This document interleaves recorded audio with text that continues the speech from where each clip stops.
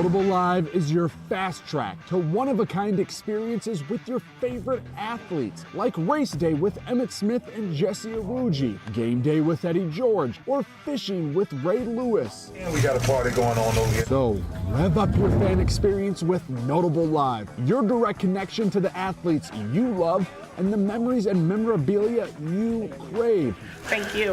Thank you. Check out our latest events and auctions at notable.live. I'ma keep winning, winning. I'ma keep winning, winning. I'ma keep winning, winning. You can try to save yourself, but you wanna go play yourself. You can try to save yourself, but you wanna go play yourself. You can try to save yourself, but you wanna go play yourself. You can try to save yourself, but you wanna go play yourself. Just for you to watch what I'm doing. God-given gift, them seeds doing the running man. If you want me to get it poppin', may cost 100 pence. Yeah, what I supply is always in demand. The throne is mine, take that. And then a high five got the upper hand.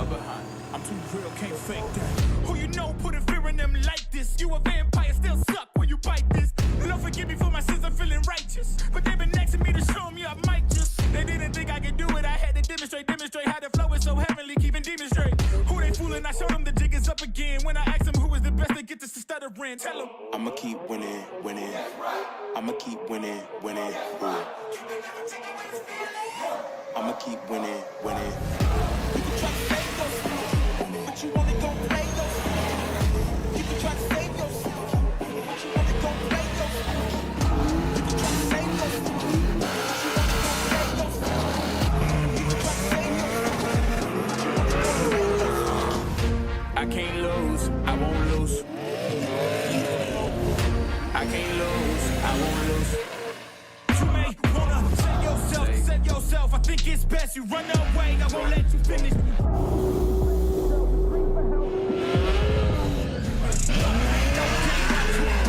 Make it to the top with the same ones I came with. I shoot my shot, you better know that I'ma never miss. When they coming for me, yeah, I'm gonna tell them this. I'ma keep winning, winning. I'ma keep winning, winning. I'ma keep winning, winning. You can try to save yourself, but you wanna go play yourself. You can try to save yourself, but you wanna go play yourself. I'ma keep. You can try to save yourself, but you wanna go play yourself. You can try to save yourself, but you wanna go play yourself. That's right.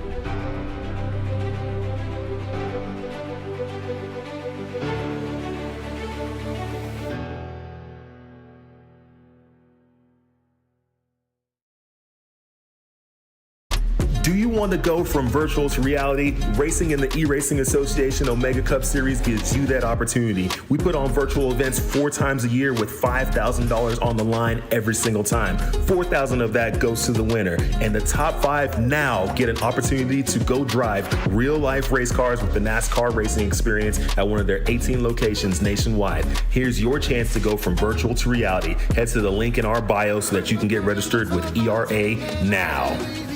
All right, ERA members, thank you so much for being participants in our eRacing Association and competing in all of our events. We had a lot of participants' names on the car for this weekend here at Talladega. We want to thank every single member out there for having your speed pass and being a member of ERA and competing in all of our events. We look forward to hosting many more events on many more platforms, and it's going to be for you. Thank you so much for everything you do, ERA. Let's get racing.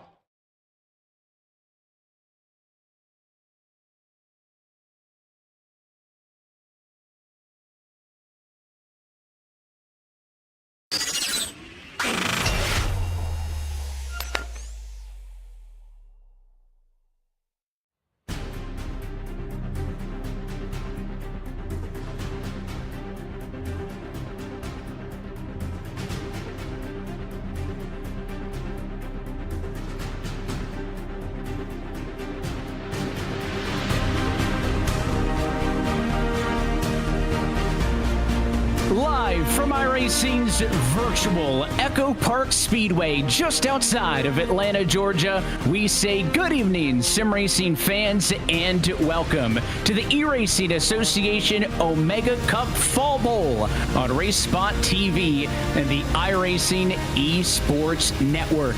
We are ready for an Omega Cup first here in Hampton, Georgia, and we're excited that you are with us here tonight as we get set for another big money iRacing special event, and happy that you're hanging out with us at the booth as always. Myself, Evan Pasoko, Justin Prince, and Jesse Awuji on the call with you guys as always. And Jesse, I'll bounce to you first on this one because we lean on your expertise quite a bit as somebody who's competed in many of the different NASCAR ranks through the years, but we have never seen this Atlanta Motor Speedway here in the Omega Cup. So instantly a lot of ties going to be brought to the Daytonas, the Talladegas, and well, yet races like a super speedway.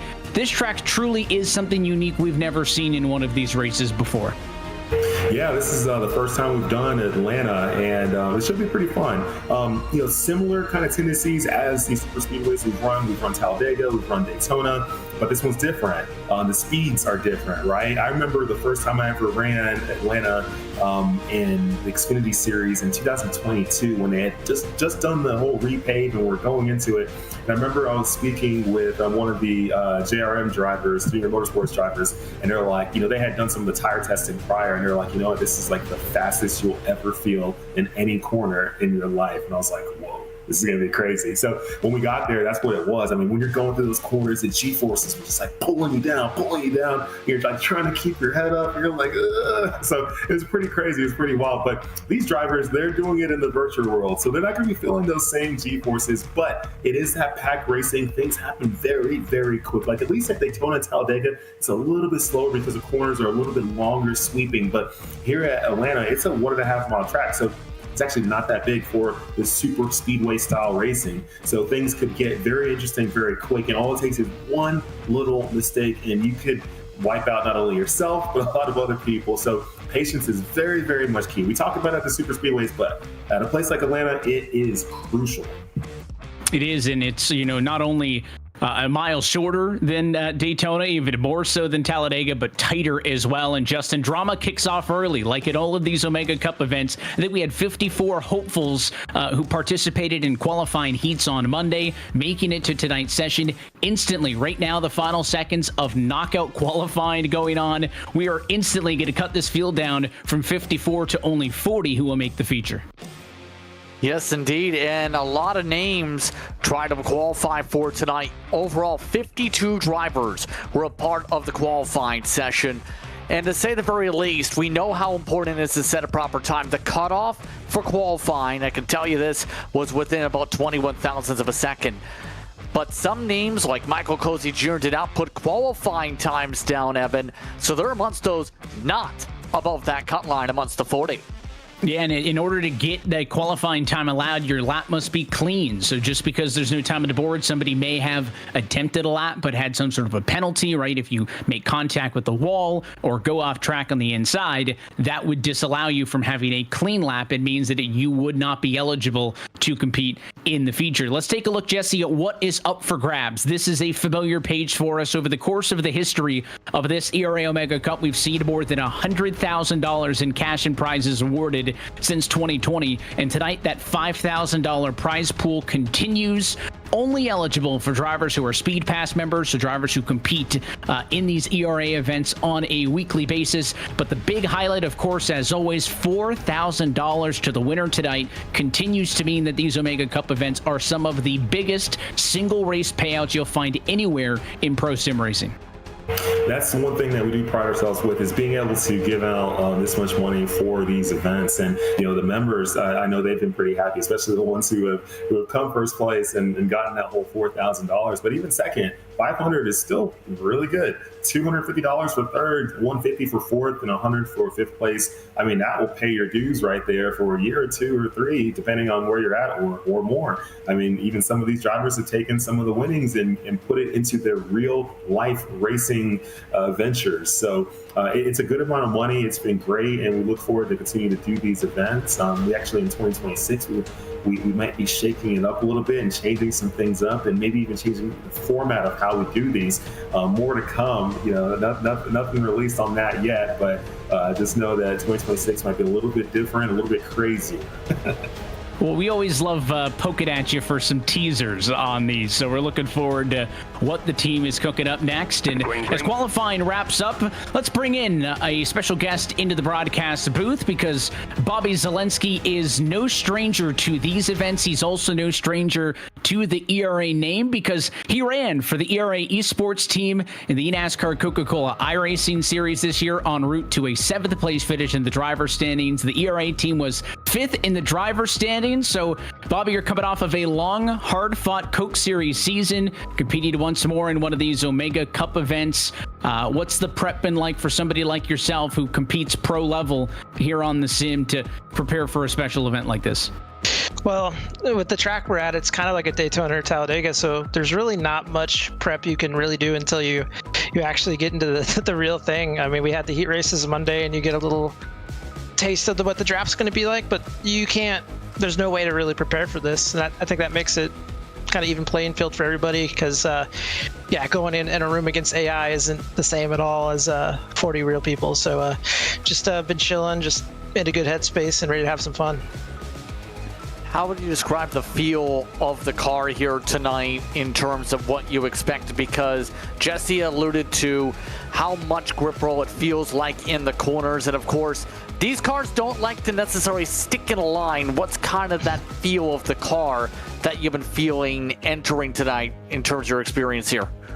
I think the biggest thing you're going to see is in general, one of the quirks about the aero and drafting model is when a car gets right up on your bumper, you get really loose. And if you're in the lead, here you're going to see a leader get really loose if they try to bump draft them in the corners, especially.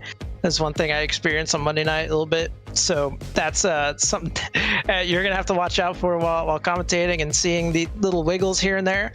If a car gets right up on someone's bumper in the corner, it gets squirrely. Well, obviously, I mentioned you're no stranger to these events. Last time we saw you win one of these was the Summer Bowl that was back on a road course at Road America in 2022. We know you are very proficient at the road course races here on the sim. So in a field like this, where you're going to have fellow competitors, other drivers who you've seen on these other Omega Cup events, and then maybe some guys you haven't competed against, it's a 100-lap race. We know the racing itself is kind of unpredictable until you get into it. What percentage of this race do you kind of treat as a bit of an R&D session, and when do you start kind of making moves? When do you flip that switch to try to look for the race win?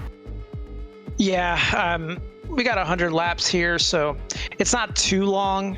I'm really just trying to survive at the beginning, but at the same time, I just want to go out there and race, try to get the lead and such. So I think everyone will kind of learn as we go along here, and we kind of know what to expect, right? It's drafting and such, but try some stuff early, but got to make it to the end. I mean, these races are all about making it to the end in good position. I've had a good amount of success in my iRacing career on super speedways as well, so I know what to do. So hopefully it works out.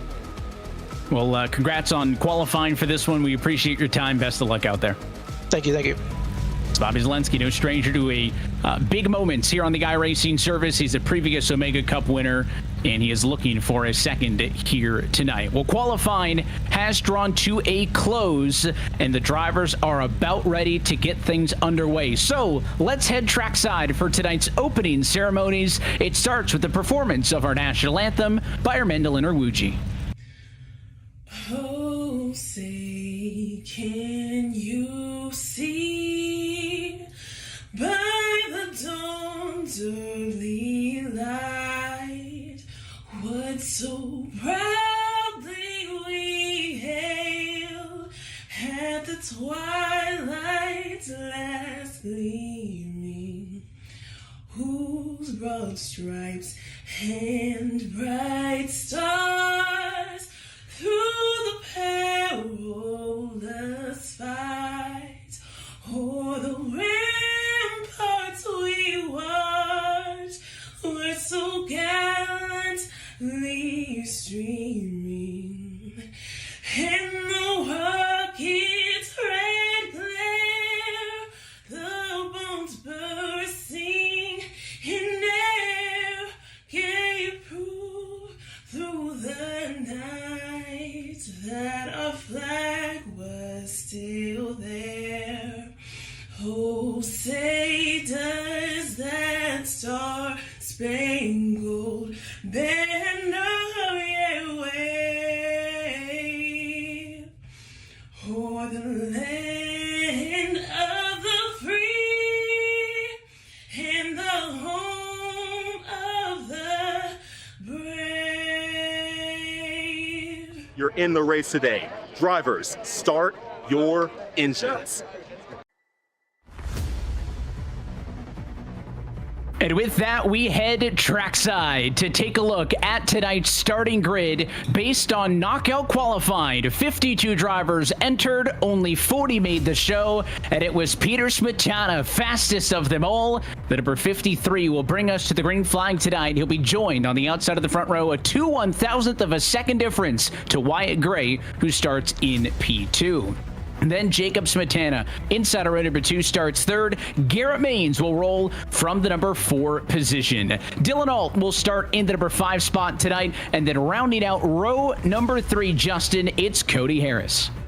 Timothy Holmes starts himself in 7th tonight. A bit of a throwback. Haven't seen that name in a while. But it's Andre Castro coming off a good run in Toyota GR Cup competition in the virtual side from 8th. Adam Garza, one of the top drivers you can find on this type of racing in 9th, with Bobby Zelensky in the top 10.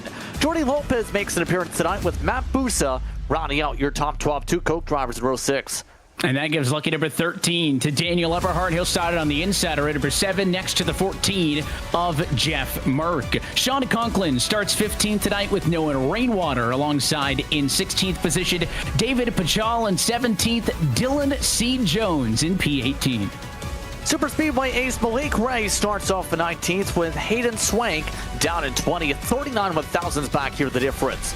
Yep, Stephen Miles in 21st spot. Logan Clampett makes an appearance in 22nd. Jackson Crowder and Cole Larson, the top 24. And continue down through past halfway home. Luis Vega will start 25th with Daryl Young in the number 26 spot. Yakov Kursadov and Michael Prince will make up for 14 with Chris Wetz and Derek Fulton, your top 30. Well, it's an unusually short track racer. DeAndre Kane starts 31st. Larry McDonald comes over from league scenes tonight. He misses his league race for this tonight. Chase Swank and Will Alvis, along with Aaron Mack and Garrison Hogan, usually in the setup building, 36. And to round things out with Henry Wyndham, Jason Rajak, Alex Thurber, and Alex Jones, your top 40. That is the cut drivers 41st on back do not make the show. So Cameron McCone, the next driver you saw in line, 2/100ths of a second, the difference that keeps him out of this Omega Cup Fall Bowl. As we get set for 100 laps of fixed setup racing, $5,000 prize pool stands between us and the checkered flag, and we're happy that you're with us as always for this special presentation of Race Spot TV on the iRacing Esports Network. It's Peter Smetana in control of the field for an Omega Cup first. Let's go racing in Atlanta.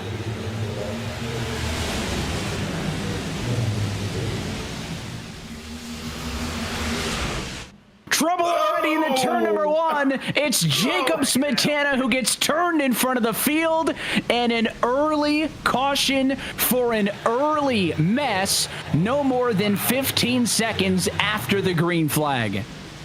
Oh my goodness. Yeah, I said it. The smallest little mistake, the smallest little thing could cause you by yourself to wipe out, or you taking out quite a few people, and we just saw it. We know these races are crazy, Justin, but I mean, they hadn't even had a chance to get to fourth gear, I don't think, by that point. I think they were still in third gear, absolutely. Keep in mind, both the Smetanas got a warning from race control just before that for technical issues, and I think that's part of the cause. Look at this. You see how the 47 Dylan is pushing? The technical issue causes him to basically warp inside, and that actually caused him to technically spin the inside of the 32, and then everybody else, just no place to go as they stacked up on the racetrack. Just have to slam the brakes. You're not expecting an incident. Lap 1, turn 1. That really shakes things up as a result here. A lot of cars already damaged. Yeah, you saw a lot of drivers come spinning into that were not a part of the initial contact on row number 2. But Jesse, to Justin's point, I mean, you are, in many cases, quite literally physically on the bumper of the car in front of you right off of a restart like that, pushing the other drivers to get going. You're not expecting it, and you just can't see. I mean, there's no opportunity. There's the smoke. Daniel Eberhardt's going to use every inch of that paved apron to avoid it, but a lot of drivers behind him weren't as fortunate. When I ran Atlanta for the first time in 2022, the first race I ever had with this new pavement and the new banking, my car, I don't even know how it survived to even get to the end of the race, because at the end of the race when I looked at it, I'm like, this doesn't look like a car that should have finished at all. I mean, it was so damaged up, it was so beat up. I mean, I got spun so many times, I got hit so many times, I got ran into so many times. I mean, it was all bad, but we made it to the end. But that's what happens here in Atlanta. There's just not a lot of room, so anything that does happen, I mean, you just gotta hope that you can maybe find some little area to squirt through, but it's difficult. Good opportunity to segue into the conversation about quick repairs. As always in these Omega Cup events, one single quick repair is made available to the drivers in the field. Many drivers who got heavier contact in that incident may have to burn that quick repair. Basically, they can come down and get a clean sheet, brand new race car without having to spend any time in the box actually physically getting that car repaired. Normally, there's a little bit of strategy on if you get some minor damage, maybe you don't burn it, you come down, you sit in pit road, get it fixed up. But anytime you're super speedway racing, and again at Echo Park Speedway here in Atlanta now falls into that bucket, that one extra quick repair, not something you want to depend on, Justin, but it's good to have, and some drivers may have to use it. Sounds like Jacob Smetana has already burned his one and only. That is not surprising. He was the driver around from row number 2 that kicked off that incident. And quite simply, you don't want to use it too early, hence why I think so many people are just taking the manual repair and some of the pain later, then take it later on if the opportunity presents itself. You don't want to put yourself in a spot where you get into an air wreck even a few laps later and you're out of the race so early with so much money on the line. So it's about planning and hoping there's some attrition later on so you can get yourself some repairs to be able to plot and plan. Remember, these drivers still have to pit at least once to make it on gas as well, so you have that opportunity to eventually use it if you do end up needing it. But these drivers up front, we'll see how well they push here this time. As race control says, let's try this again. And they'll stay double file for this attempt. with no changes on the front row, with the exception of Peter Spatana, who is no longer in that control car position. That ties back to when the incident happened. He had lost the lead position, was scored in second at the moment of yellow, and then under the caution flag brought the machine down pit road. Again, I mentioned they may have been having some technical issues. So now it is the 23 on time and in scoring of Wyatt Gray on the front row. He's going to be next to Garrett Maines on the outside. So a fresh look, row number 1. Let's try this one again. Still plenty of racing to go here in Atlanta. Control car Gray on the inside gets us started once more. Green flag back in the air.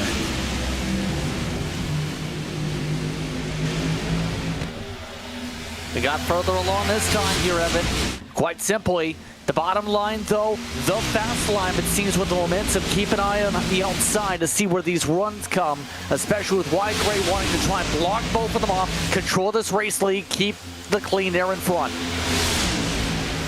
And we mentioned there's going to be a lot of Daytona and Talladega talk, Jesse, but you mentioned it just feels faster here. The wall's closer. It's not as wide. It's a shorter track. And even these visuals getting up to speed, they look like they're going a million miles an hour compared to those other bigger tracks. It really does. I mean, just because it's just such a tight track with it being 1.5 miles. And I absolutely love these camera angles that iRacing has on here. And it gives the opportunity for Race Spot to provide this amazing look for the viewers to watch this. I mean, it looks so real. I mean, just how far sim racing has come over the years. Every single year, this continues to get better and better and better. You know, even iRacing now has its console counterparts now with the NASCAR 2025. But yeah, it's watching these different angles, even the ground angles, different camera angles from all over, just seeing the speed, you can really sense what these drivers are experiencing. That's why they're so focused as you look at some of these onboard cams. And when I say onboard, in their bedroom cams, watching some of these drivers, honed in, focused, and just trying to hang on. And things are tied up and condensed in what we'll call the first 15, 20 cars or so. You jump on board with Adam Garza. That's the 4th car in line on the outside of the racetrack. Started on the bottom on his respective row for the race, but it got shuffled to the outside with the timing of the first yellow. He now finds himself up top. 3 wide, certainly playable at some of the other tracks. I'm not going to say we won't say it here tonight, but look at the perspective from the outside. There's not a lot of space to the right-hand side of those cars should somebody want to make a 3rd lane later on in the night. You heard it from Bobby Zelensky when we talked to him, Justin. He's not that worried about making any crazy moves early, although maybe that's easy for him to say because he qualified so well. He's a top 10 car, and he's right to the left of the car we're on board with, Garza. Yeah, he's in a decent position, track position-wise, to be able to work. And we have some trouble in the back of the field. Seen a couple cars scrambling. No rainwater, and Cole Larson just went around. And that puts us under caution.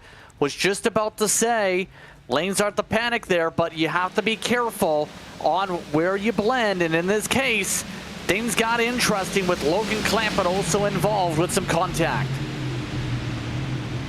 And unfortunately, it balloons into more than just a single car accident. As always in these Omega Cup events, we are not dependent on the automatic iRacing caution flags to come out. Live race control, keeping an eye on things, but any incident with 3 cars or more will be a yellow. And you see, well, it started with just rainwater there off the corner. The 20 got collected, and then so did the, we'll call it the 11 or the 90 coming by. That made it at least 3 or 4 drivers involved in that incident off to turn number 3. So it is close quarters racing, maybe not quite short track parallels, but certainly physical early in this one. And I think that is something we've seen a lot in these events. I mean, Jesse, we're used to seeing a lot of drivers. Timothy Holmes is an iRacing pro, right? I mean, this is not a field of just Joes. There's some pros, some Joes, right? It's a good, healthy mix. We've got Omega Cup regulars, you got eNASCAR Coke drivers, and you've got maybe some drivers making their first start in one of these Omega Cup events, and we're excited to have them with us. But there's always going to be that little bit of kind of feel each other out. How can you race against some of the other cars around you? Do people want to be aggressive? Do the other cars around you kind of agree to take it easy? And I think we'll call it growing pains maybe in the first couple laps as these drivers try to settle into this race. Definitely growing pains for sure, but yeah, there is a wide variety of drivers in this race. Yeah, some of them are pros, some of them are just, your normal iRacing regulars. And, as we go through the field, I know we just had a quick onboard cam with Louis Vega. Louis Vega, he's a semi-truck driver. His day job every week is driving semi-trucks around the West Coast, going all over the place.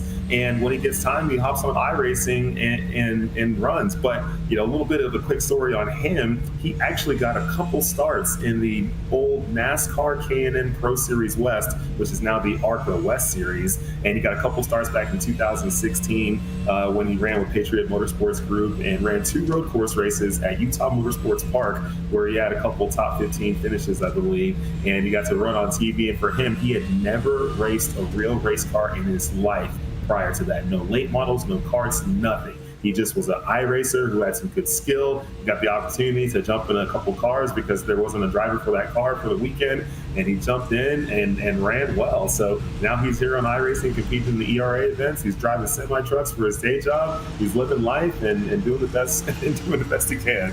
There he goes right there, Louis Vega.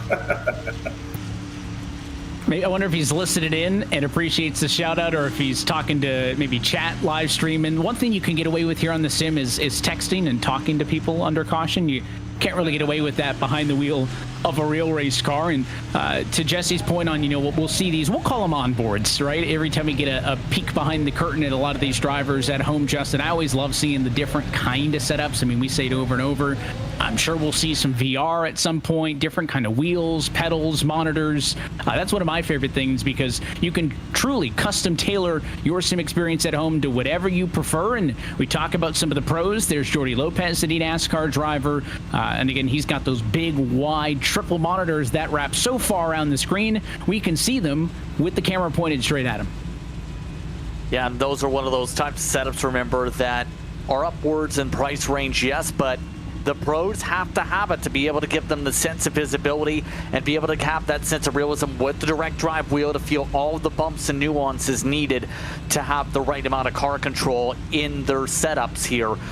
So it really depends on what the budget is, but also what the discipline is and how far you want to go in terms of those types of setups.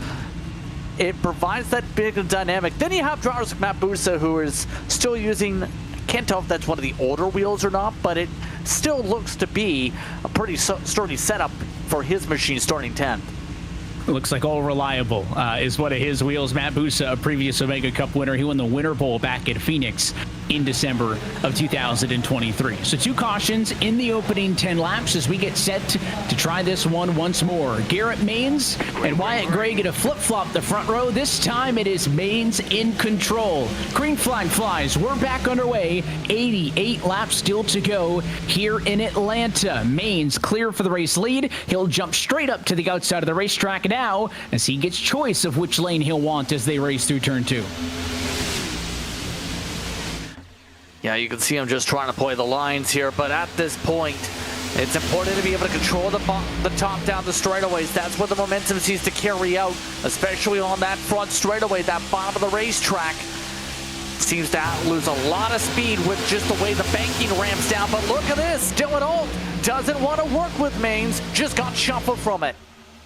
Yeah, he tried to go to the outside, and he was hoping that Timothy Holmes would go with him. He did not. So Dylan Alt on a one-way ticket drops out of the view of Adam Garza, who makes the move on the inside, basically just by holding position. You can see that yellow 40 of Dylan Alt is going the wrong direction because nobody wants to go to a third lane this early. He is going to have to wait until either a hole opens up on the inside or he gets some support, but I don't see anybody jumping to volunteer.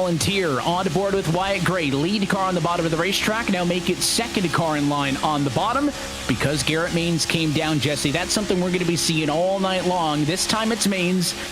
Later in the race, it may be somebody else, but it's trying to police and control both lanes.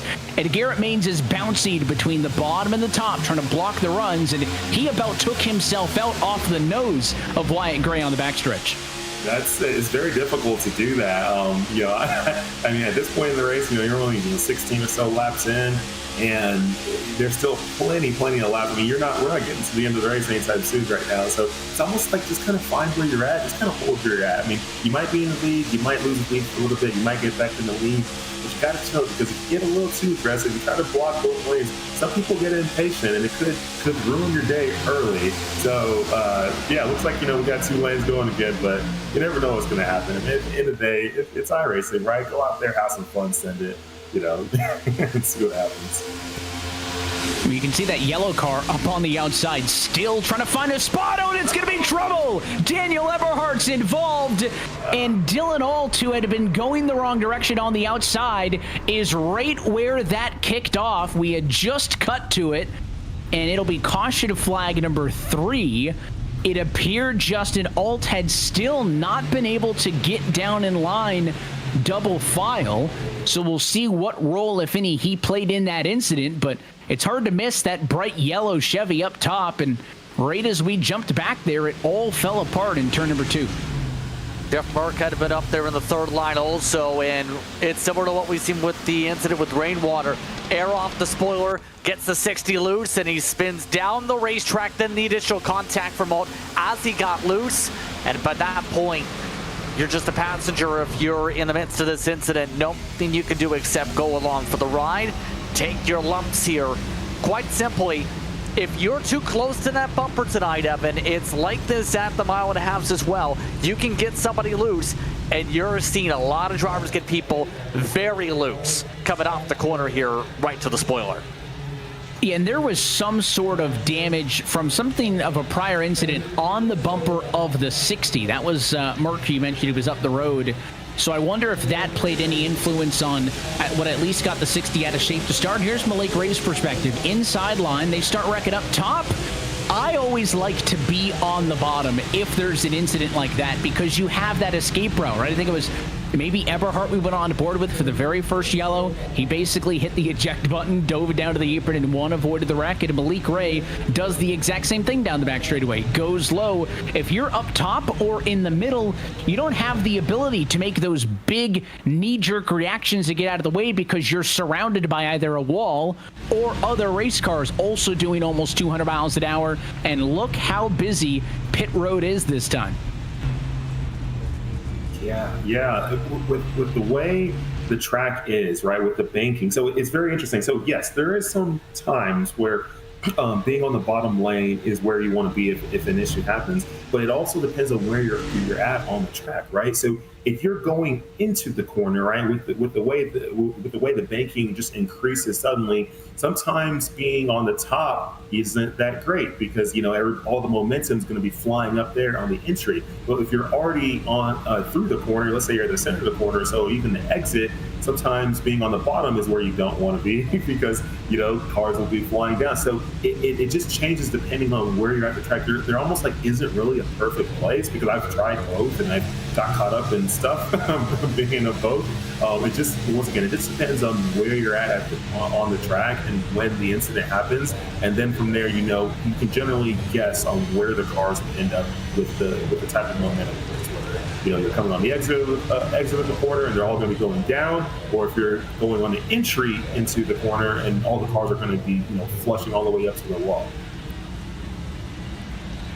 And you've got about a tenth of a second, right? A split-second decision when you see the incident happening to take all of that information into account, right? Where the wreck started from, what kind of a racetrack we're on, and make a split-second calculation on what the move you have to make is to avoid it. Here's David Pajal's perspective as they came off of turn number 2. He was on the outside lane. He did not have the ability to go low, and he just needed that last guard that I think was Lopez to not close that gap. It was there until it was not. He ends up with some damage. And again, a lot of the drivers who were involved in that one took some pretty big licks down to the pit lane, and I suspect more of those quick repairs may have been burned. It's 3 yellows in the opening 20 laps of this race. And again, it's funny because we mentioned, drivers early, Justin, they may want to take it easy and play nice, but that's not the case. I mean, everybody, not that any of these moves have come from anybody being ridiculously aggressive or out of line, but they're also not in any rush to get single file and chill out either. I mean, these drivers want this to be competitive, and they've been up on the wheel from the jump.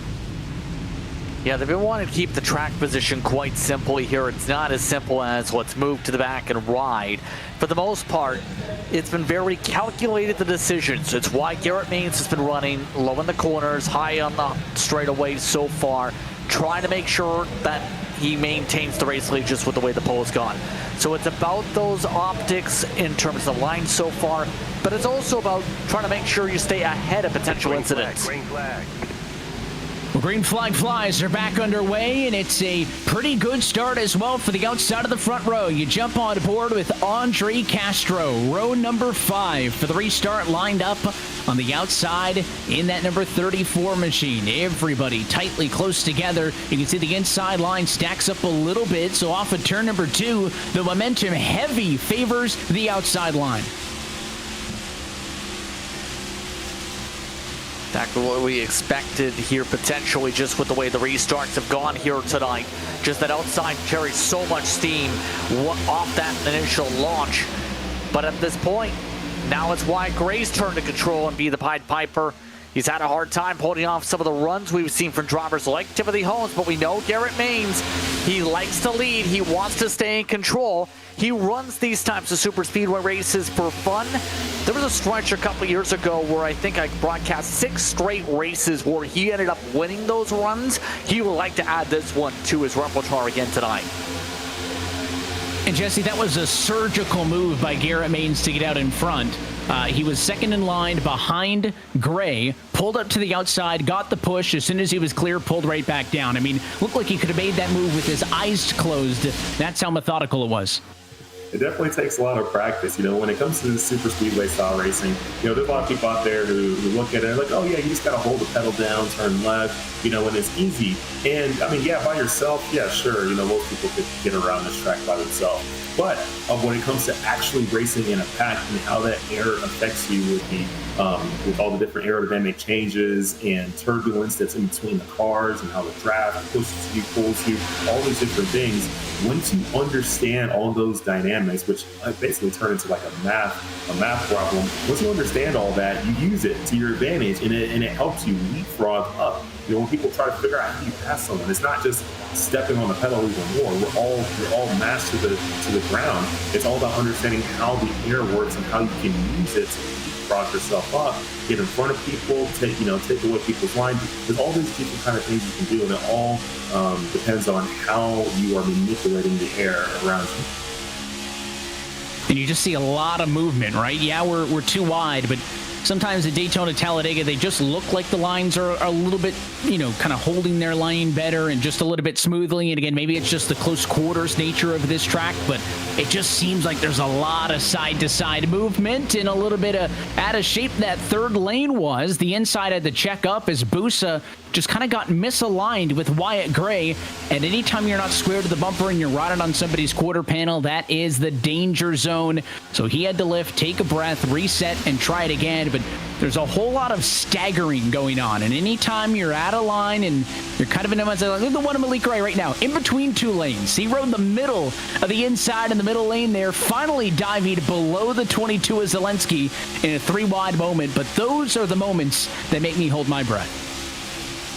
Yeah, nearly just got hit by Zelensky, actually trying to do that exact same thing again.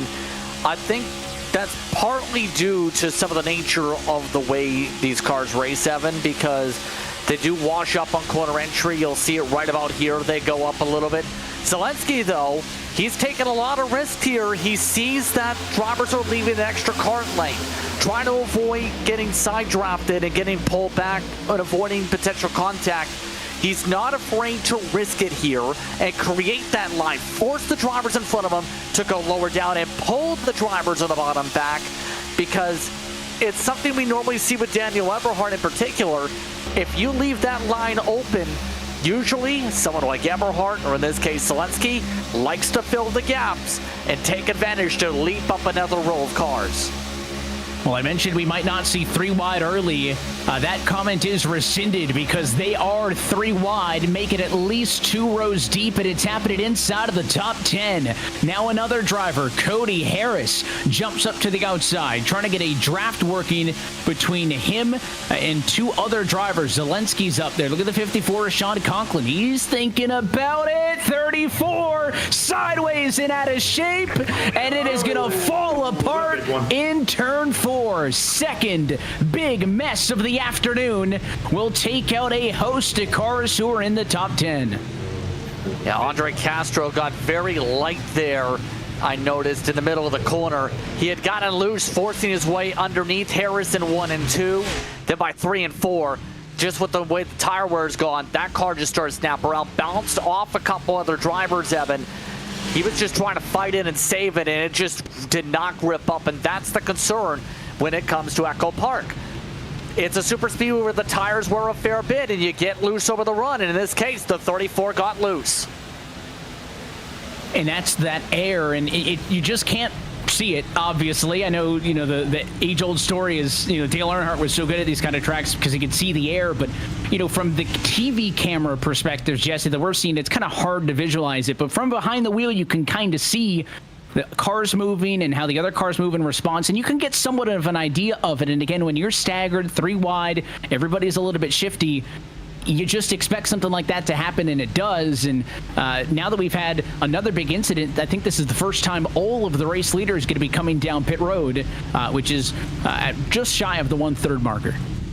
Yeah, no, it's it's tough. I mean, air definitely affects all these cars a lot. You start moving around, you get light, you get, tires start wearing, you don't maybe have the grip that you normally would have, because once again, it's not these massive, big, sweeping, wide corners like you get at Daytona and Talladega. It's quicker. So with these cars going quicker through these corners, because they're not as wide as Talladega and Daytona, the tire wear is a lot more. So you're asking a lot more. These tires are wearing them down a little more. You're trying not to have the same level of grip. Things will change. It just gets different. It gets weird. It gets interesting, and it gets tough. So it's not easy doing this. I mean, it may look easy from your TV screen at home or your computer screen or your cell phone screen, but it is not easy to handle these cars, especially in the pack, and in a pack of really great drivers who are all trying to fight forward so they can win part of that $5,000 prize pool. And we'll have a change up front for the race lead. Timothy Holmes, who was one of those top running drivers, came down to the pit lane. Most everybody on pit road deciding to take what will equate to a 14-second pit stop. That means that's enough time on pit road to go 4 tires of fuel. They have 2 additional tire sets available. They burn 1, and again, pitting at 1/3, that makes the math nice and easy. They can do this same thing in about 33 more laps time and be on strategy. But not everybody pitted this time. Luis Vega and Jordi Lopez stay out, and they will cycle through to the race lead. Vega and Lopez had both pitted on the previous caution flag 13 laps ago, and spent some extended time on the pit lane, presumably because they were involved in that prior incident. Well, they had taken fuel while they were down there. Everybody else had not taken it, so when they all came down pit road this time, those 2 stayed out. So Vega and Lopez, they will instantly jump up to the top positions, and Luis Vega will become the 4th different driver to lead a lap in this race. That's not bad, Justin, considering he was 25th on the grid. So all of a sudden, we're 1/3 of the way in. You're up to P1. It's a bit of a risk up here, but here's the major thing to consider. There's only 3 tire sets available the whole race, 2 in the pit lane. So quite simply, with the earlier pit stop, with the repairs, if they ended up burning a set thin, your bet's been made. You have to stay out here. You can't afford to burn one because you're going to be in trouble for the later stages if you were to cycle to the front. So they have to see if they can get the cars to stay up here, make sure they don't get loose. Everybody else going to have that fresher rubber to be able to help them for the most part here, to be able to make sure they carry a little bit more grip. These cars seem to be getting loose with the right rear tires starting to burn a little bit more as we get about 20 laps in. Not too terribly hot. Track temp should be pretty stable for the race, but we'll see if those handling conditions evolve as we go back under green. Vega on the inside. It gets us off and away, and already 3 wide, back at about the number 10 spot. Sandwiched in the middle there is that number 24 car. Middle of the road. Nowhere to go. No way to get out of that position. And now they'll get down to 2 wide, so quick relief for what is Stephen Miles. Yeah, very good for him to be able to get down here, but as you can see, there's a lot of shake in these corners. It's still fairly bumpy around the racetrack. Wyatt Gray has to have a lot of car control to make sure that wheel doesn't bobble. Someone like Ray, though, couldn't hold on to his line, and at this point, you can see right there, that's exactly what he's talking about with the shuffle. Bobby Zelensky forcing Miles up the track, opens up a lane, allows him to take the spot. If you open up that middle line too much, someone will drive on through it. And that is I always like to refer to it as the self-fulfilling prophecies. You see a big run up on the outside there for that 47 machine. That's Daniel Eberhardt, who had a big run. Is that it's easy to just say, Jesse, hey, there's 80 laps to go in this race, or, down we're 65 to go. Just take it easy, right? Log some laps. To Justin's point, the problem is if you aren't making moves and you leave the door open, just like that, Wyatt Gray sees the middle lane open, puts it 3 wide, and is going to go trying to go all the way to the race lead until Maine shuts the door. Oh, and it's trouble. Lopez is sideways. He'll spin, and it all falls apart. Matt Busa gets through it. But I was just about to try to make the point that if you're not making a move, someone's going to make that move on you. And maybe that's a good way to describe what we just saw in turns 3 and 4. Yeah. I mean, everybody's constantly making moves. And, once I saw Louis Vega bounce off that white line right there, I knew that could potentially cause some issues. I'm not sure if that was the beginning of it, but maybe it was. Maybe it got some other people a little bit off track, and maybe that, started some type of domino effect. I don't know. But yeah, I mean, everyone is constantly making moves. I mean, once you're sitting still and you're comfortable, well, guess what? The next person's like, you know what? It's my chance. It's my chance to, make up a position or 2 or 3. Well, a little bit of discussion amongst the drivers, Justin, on the radio as they discuss their perspectives of the incident. Looks like Dylan Alt's night is going to come to a close. Just taking a look at maybe if anybody else. I think Aaron Mack's a lap down. He should get that back this time. Henry Wyndham's 4 down. Jason Rajak is several laps down, but is yet to retire. So nobody is totally out of this race yet until we'll see Dylan Alt will drop off because that car has retired. And the 23 machine is going to get an end of the longest line of penalties. So Wyatt Gray, for being the cause of the caution where the yellow flag came from, he is going to get an end of the longest line of penalty, which means that he is going to get a drop to the rear of the field. That's going to be a big hit for that driver because currently he's scored in the top 3. Yeah, he's not happy, I don't think, because he hasn't moved down yet, quite simply. But that's part of the factor of close quarters racing once again. I think a little bit with Vega with that apron hit spooked him up the racetrack. Good dodge by Noah Rainwater, though, to be able to choose the bottom, get on through. One of the drivers involved in contact. Never mind.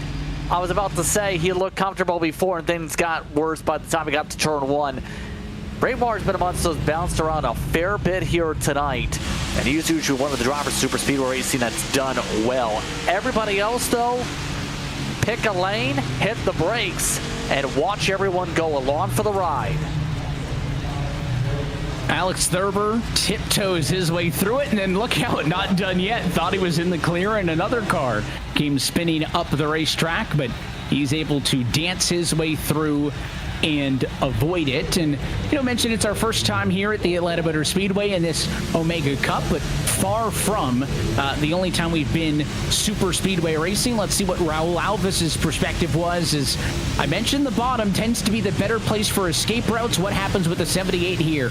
Check it up in front, a lot of smoke. Does he find a hole? That's one of the rare instances where you do find a way through. And that's the other thing is, you can be strategic. I know some drivers, Jesse, may want to hang back early in a race like this. Some, to my point, may say, hey, I want to be on the bottom because I feel a little bit more comfortable avoiding wrecks there. But at the end of the day, those are all kind of just guesses, right? I mean, there is an element of this super speedway style racing that is just luck. You have to be good and lucky, it seems, to find success in these kind of races. Yeah, I mean, it's not easy. It's not easy at all. But one thing that does help so that it's not maybe as much of a guess is the more you do these races, the more that you actually are caught up in all these different incidents and you see the different accidents happen. You start learning, once again, the momentum of the crash, right? Momentums of the crashes will help you understand where vehicles are going to go depending on what happens to them.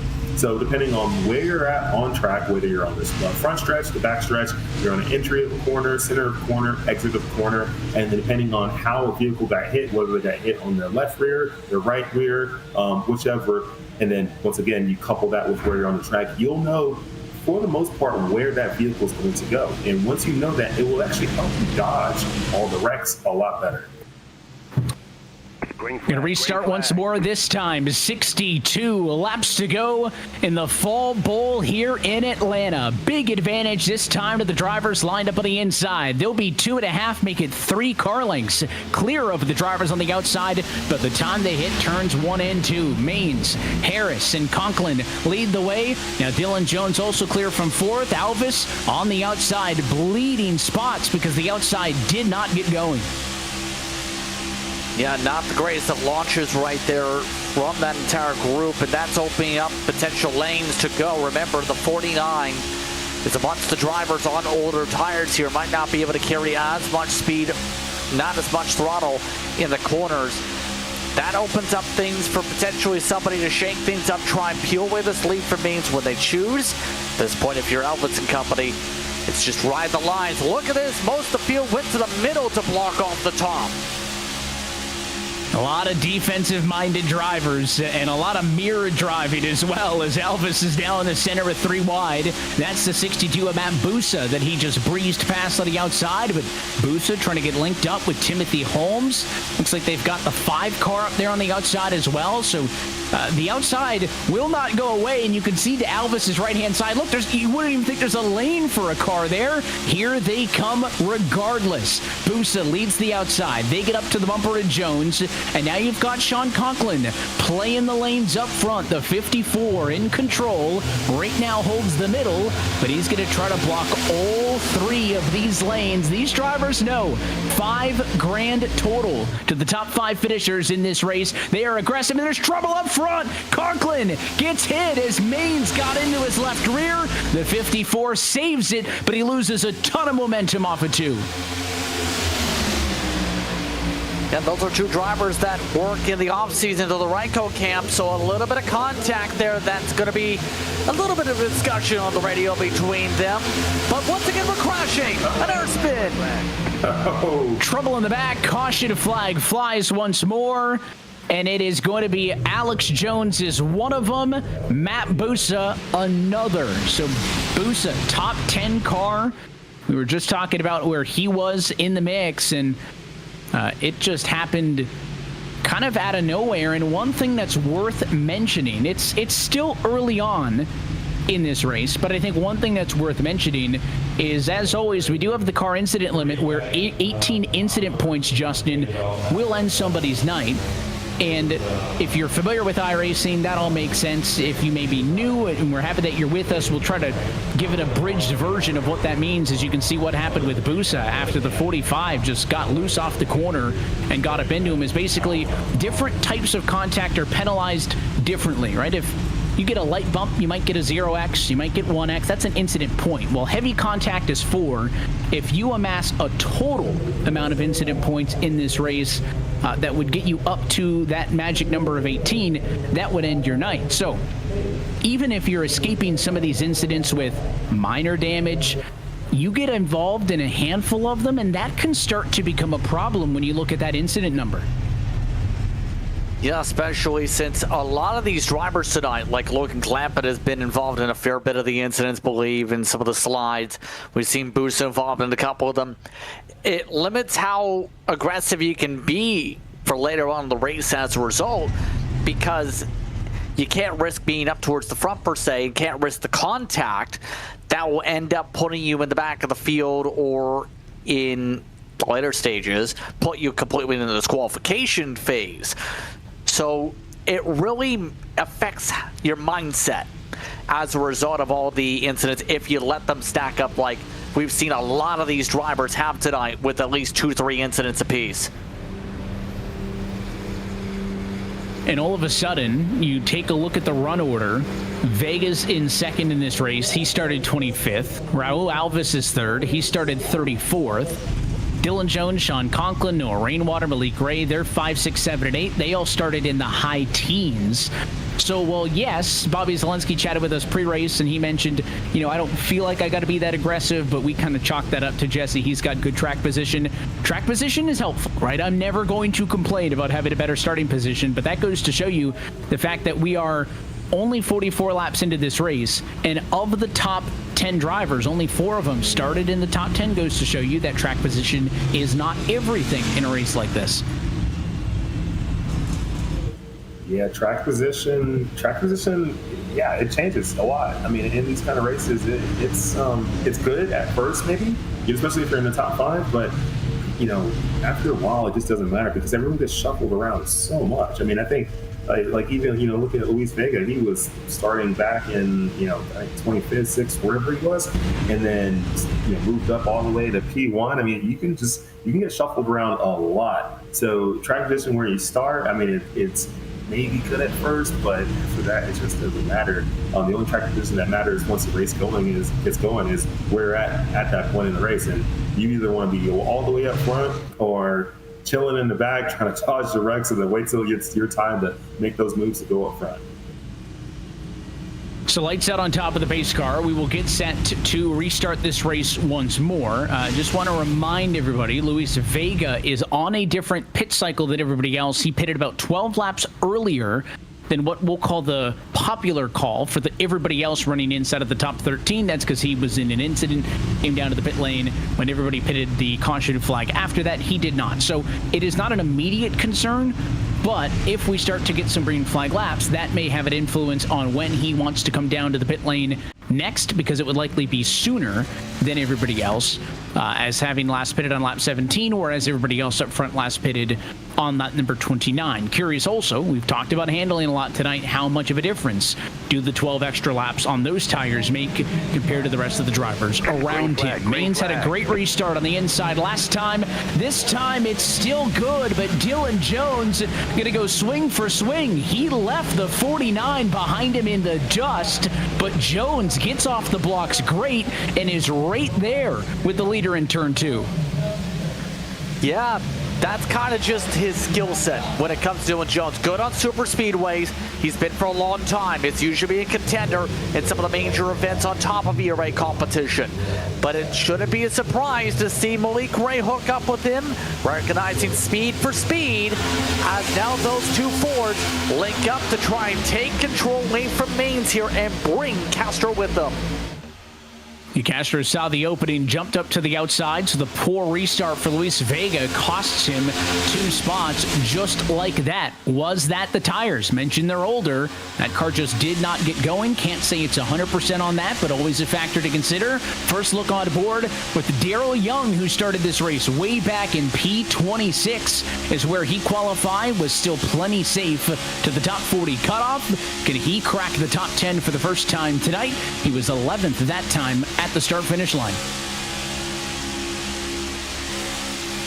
Right now, I think just trying to see where things set up front. Maines was able to keep the bottom rolling at the very least. Now he's going to play the Pied Piper role at this point. And Jesse, at this point, how difficult is it to be the Pied Piper like this, to hold on to each of these lanes as these momentum swings go back and forth? Maines having to play a dangerous game, trying to take a page out of Dale Jr. or Brad Keselowski's books.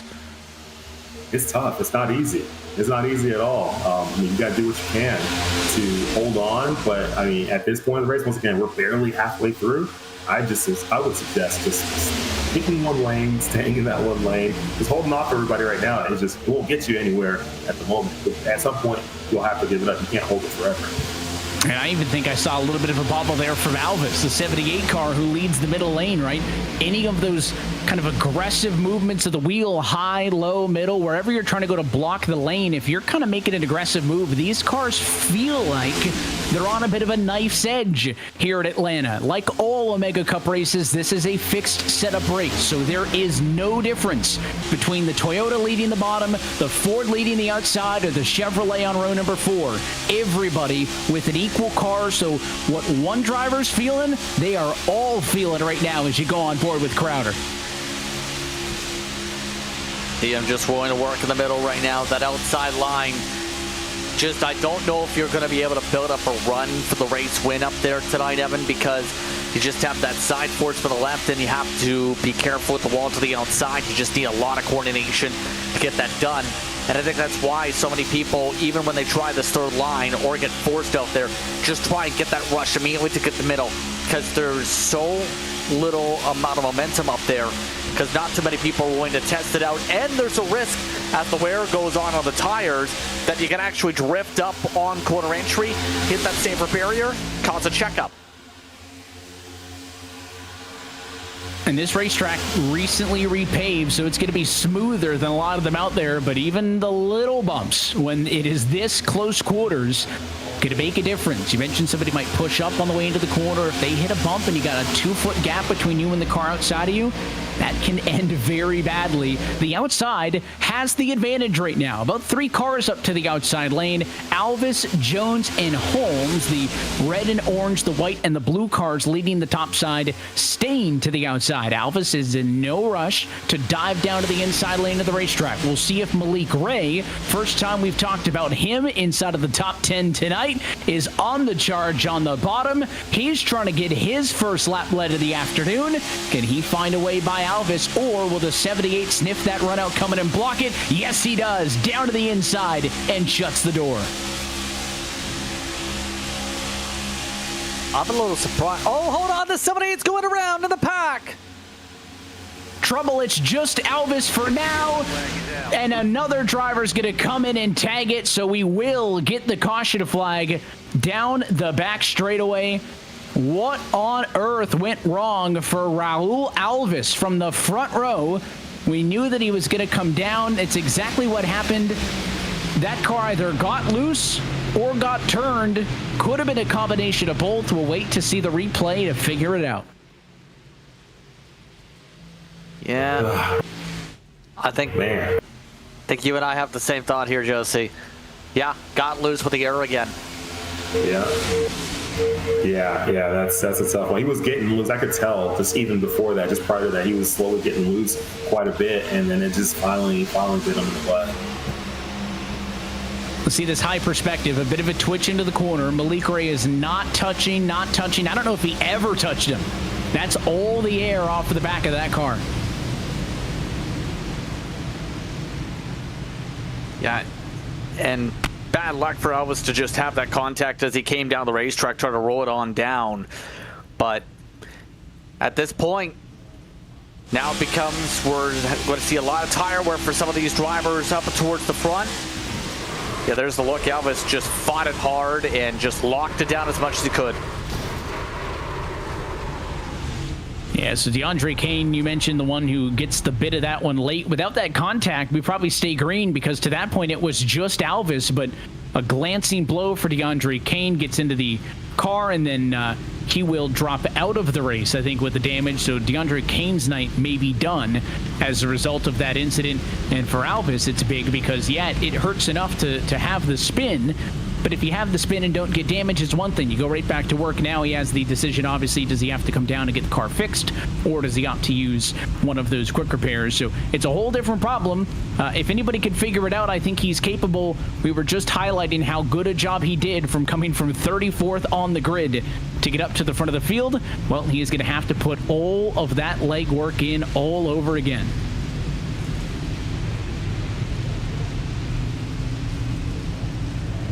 Don't know how it's going to go. We've seen, quite simply, the best way to get up front has been strategy, and quite simply the cycle of the caution flags. That's why I think we've seen Dylan Jones take a risk for now. Next caution flag, if we get one in the same pattern, he'll cycle towards the front. He's net in front for that. But some of the others here are going to be really struggling on tire wear here. Miles, for example, almost 26 laps through. Zelensky was a month, so it took 2 on the previous stop, 20 laps in. We have some of the drivers like Vega on there on 40-lap old tires that had to pit eventually. So there's a lot of dynamics when it comes to the tire numbers here, just with the way this track is. And at this point, some of these drivers just laser focused on one thing. Can they keep it clean and be able to plot and plan, since a lot of these drivers are, I think, just about in the safe zone, if not already in the safe zone on fuel. It's just tires that's a concern. And the way these things have been handling, that may be a leading storyline, which may not have necessarily been on the bingo card at the start of the race. But single car handling has been important, and now we are past the halfway point, and we'll start to count our way down. When we come back around to take the green flag this time, going to be 43 laps to go in this race. I knew that Atlanta was going to have some chaos, but again, I thought the chaos would be, you know, cars getting hooked and big blocks gone wrong, and we've had a little bit of that, but storyline has been handling. I'm not shocked, Jesse, but I'm maybe a little bit surprised by how prevalent that story has become. And we mentioned these next-gen cars on the sim, by the way, the most up-to-date, the most current with the aerodynamics modeling out of all of the NASCAR cars here on iRacing. Yeah, definitely pretty up to date, and you know, obviously because it's Cup Series, right? It's a premier series for NASCAR, so you know, and NASCAR obviously has a very great relationship with iRacing, so you know, they're always you know, helping give information to iRacing so they can make the right updates so these cars can feel in iRacing as they do in real life. So all that stuff helps, and these drivers are feeling it. They're getting to know it, and you know, who knows? Maybe one day we can get some real-life cup drivers into some of these races and see what they think, and see how they strategize in these type of races and what they do at different points of the race. It'd be fun. We've talked about a lot of the drivers as we go back, Reed, in this race. You highlighted it earlier, who have had some real-world experience in trouble already. What went wrong on the restart? It looks like a demo derby in the infield. Something fell apart before most of those cars even got to the start-finish line. Man, oh man, what happened? I think we'll focus in on Noah Rainwater in this one because something went terribly wrong for that car, and the drivers behind just did not stand a chance. Watch this. Money shift, quite simply. He went from second gear to first, and the second went to first gear, started to rev up, snapped right, and pure chaos yet again. Huge mistake by Rainwater on the shift. Instead of going up, he went down. Here it is. Watch the lights here. Yep. Ouch. Oh, that is the money shift. And the reason they call it a money shift is how much money it costs to replace that engine. Fortunately not on the sim, but equally as painful, I think, for the driver. I'm sure there's going to be a day where iRacing starts charging people for replacing body panels and motors and things like that, so people can, you know, stop doing, you know, these kind of things. But the money shift, it happens. It happens when you're using the H pattern shifter. Well, actually, these are sequentials, so I'm not too sure why that or how that even occurred. Yeah, I'm curious. If we have an onboard with Noah, I don't know if he's one of the cameras we have. I'd love to see if we can see what kind of shifter he has, because I believe even though these Cup cars, you know, the older generation Gen 6 and prior was that H pattern where you have to make that distinct movement up and to the right to get to third, but if you just go straight up, it's in first and you blow it up like that. On the sim, yeah, these cars are sequential, but I think they can probably still set it up with if it's an H pattern, and obviously if it was a sequential shifter or a paddles, I'd be shocked if you could money shift it. And you can see there is, we do have Noah Rainwater, but we cannot see what shifter he's working. And obviously now it's a tough position for him, right? Not only did he cause the incident, right? And he's going to get some damage. He's going to be restarting from the rear of the field. Did not need an EOL penalty for that because he was already at the back to get the damage fixed. So now again, he has to hit the reset button because he'll use his quick fix. He's got a brand new car. He can still win this race. but he's going to have less than 40 laps to go from the back to the front. So it's going to mean every time we have a yellow and we get 3-4 laps taken out of this race, the drivers are going to have to get more and more aggressive. And as the age-old saying goes, cautions breed cautions. Well, drivers getting more aggressive is not good if you bet the under on the number of yellows. This thing's only going to continue to ramp up and get more exciting. Man, it will get more exciting. It'll be pretty crazy. Speaking of betting, it'd be actually pretty interesting if the sports betting world eventually goes into the sim racing world. I don't know if that'll ever happen, but that would be interesting, especially with all the talk about sports betting going on nowadays. I think I've seen some stuff with that with other esports, so never say never, right? You never know. I could come up with some crazy iRacing related parlays. I can't remember which one it is. There is actually, I've seen for the college series, that one site does allow parlays on that for eNASCAR. Oh, there you go.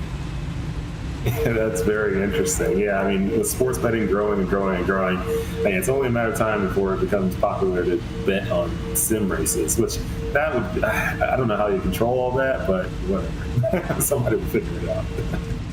We just saw, NASCAR has a creator series with their NASCAR 25 game. We've seen these ERA events, expand beyond just the borders of iRacing itself and some other platforms. So sim gaming as a whole continues to grow year after year. And I even think here in the United States as well is still behind some other parts of the world. We've got a handful of drivers here from different parts of the world, Venezuela, New Zealand, Czech Republic, and more. So I think for the NASCAR style racing, which is obviously the most popular in North America, and I think sim gaming as a whole, still a lot of growth to go. Seems to be the future for a lot of live entertainment. So lights out on top of the pace car. We've had a couple of shorter runs now back to back with Timothy Holmes and Malik Ray going to be lined up on the front row. 39 laps to go before the race winner's got a $4,000 check in their hand. Who wants it more? Great restart for Timothy Holmes, but he's got no help behind him. Andre Castro did not get going. So what do you do if you're Malik Ray? Do you go low? Do you stay in line? He kind of half second guesses it. Now he'll pull down to the bottom. Yeah, we know Ray is the Piper when it comes to super speedways, but Timothy Holmes already knows Ray's playbook. He does not want to allow that one to get a run here and take over, because we know if Ray takes the lead, he's going to do everything possible to never give that up, just with the mindset Malik has. But he's going to have to be able to work together with some of these drivers here, get some pushes together, because Timothy Holmes is doing a good job holding off the lines. Bobby, though, I think he got forced up to the third line a little bit here. He's trying to hook up with Maines, but it's going to take a lot of effort to get this third line to be able to roll and try and jump the middle here. Listen, if there's a two-car tandem, then can make it happen. 3 even with Zelensky, Maines, and Lopez. Those are some of the most experienced 3 drivers you could possibly put together. If someone's going to make the outside lane to work, I think it's that group. And Alex Thurber recognizes that. He wants to go to the outside. So on board with Zelensky, there is some ground to be made still before they can challenge for the lead, but they do have some support behind them. And now, just as I say that, it falls apart. Jordi Lopez goes to the bottom, Maines drops to the middle, and Zelensky goes from having all the momentum in the world to being left out to dry off of turn 4. Yeah, I could see that coming, though, just with the way the outside, you need more numbers, you need some checkouts in the middle line. We've seen some of that earlier with the tire wear. Daniel Eberhard, though, he's getting pushed very aggressively here. Castro doesn't like what he's seeing. Here we got him loose as Lopez going to pass underneath him. Castro gets squeezed out with him trying to pass the 47, who is really loose and is at that 30-lap tire threshold. And now with Castro up top again, same scenario. What a move down to the middle. I was just about to say, you gotta find a spot in line. I think he made a spot in line with a huge move down across the nose of Garrett Maines. Man, oh man, that could have gotten nasty, but it's that time of the race, right? Inside of 50 to go, now down to 35 laps remaining. You gotta make big moves. Castro knew that he could not afford to drop all the way to the rear, so they are making the gutsy calls necessary, they feel like, to keep them in contention. Yeah, and you kind of have to be cutthroat if you want to perform on super speedways. It's just some of the skill sets you require. We're seeing that with mains right now, starting to make some lines also. Quite simply, if you're a bit too passive, you're not going to make your way forward. You're going to get at Echo Park freight train by the drivers that will just pass you at the drop of a hat. Looking right now, Jackson Crowder, though, just boxed in on the bottom. He's had a decent night so far in his 38 in Sim 5 on track. Think we might see him potentially be able to move up soon because that middle line is starting to lose some steam. Yeah, losing a little bit of momentum, and you can see on board with Jackson Crowder there. The problem is on the bottom, it's hard to go anywhere. Unless the outside falls apart, you're just kind of riding in line. When you're 4 or 5 car lengths back in line on the bottom, there's just nowhere to go. You're sandwiched in line. You got cars to your outside. It's just going to be difficult for a Crowder or for, Castro or somebody else down there on the bottom to make a move. And every time they come off a 2-man, another crazy decision for Castro to squeeze in line. This time, it's ahead of Lopez and behind Mains. That 34 is gutsy, but it keeps making my heart skip a beat. Yeah, it's kind of the same thing for me when seeing some of these drivers like Gray. A lot of drivers are getting loose center at the moment. Miles, see him just laser focused on digging right now. One of the drivers that runs Sim 500 competition. He's right now just trying to quite simply see where these cars go, as there's that drift up I was talking about with the tire wear. We're seeing that a lot now as they try and find a way to get around Holmes now with the freight train. And look at this, as the outside lane checks up, the 89 of Jordi Lopez wants to do it on his own to the outside with no help. Now 4 wide for a moment, because the 18 undercut the 47 of Eberhardt, and Lopez saw it developing, rightfully backs out, and we will go down to only 3 wide for a moment's time. That's how quickly 2 moves at the same time can put you from 2 wide to 4 wide quicker than you want that to be the case. And Jordi Lopez now clear to the outside. I think he's always thinking about what could I do up top. Alex Thurber's there in the mix as well. Zelensky has been quiet the last couple of the runs, but he's at the tail end of this top 14 battle also. So there are a ton of big names up and in the top running positions. Timothy Holmes continues to lead this race, still in search of a first race win in this Omega Cup. Man, that 4 wide situation, I don't even know how it's even possible to go 4 wide here, but they somehow made it work. Now, it's definitely not something that's possible to happen, lap after lap, that's for sure. But I guess if you make it real quick and everybody stays pretty stable, it's possible. And you can see the driver going to the outside. That's Eberhardt again. The Bass Pro Shops cover the camo, but again, 3 wide turns the 4 because Zelensky now in the ERA car right to the middle of the field, trying to make the work on the inside. So it's tricky because you can go to the outside anytime you want. You need help. So it's almost a game of trying to bait somebody else into going with you. You need support. We saw you can go to the outside on your own. Lopez did it. It's going to stall out. You need support. And Eberhardt's basically begging. Every time he gets a run, he jumps up. He's saying, let's go, let's go. He's 14th position. All you need is one really good lap up top. You could all the way be alongside the leaders. He just does not have the help. The rest of the cars maintain 2x2. And the next time by, we're going to be 3/4 of the way through this Omega Cup Fall Bowl, looking at 25 to go the next time we pass under Barney the Flagman. Yeah, just running out of time to be able to try and plot and plan here. If this goes green, you're talking about less than 15 minutes of thinking in terms of your mindset here. We know Garrett Maines is going to be one of the drivers, going to try and force something out. Gray's been getting more and more squiggly in front here. See right there a little bit on the entry. But it's about trying to pick your spots here. We know that drivers like Maines want to be aggressive. There's Gray to force it 3 wide for a moment. That hole didn't develop, though. Nothing you can do except slam on the brakes and try and check up as they try and battle it out again for third.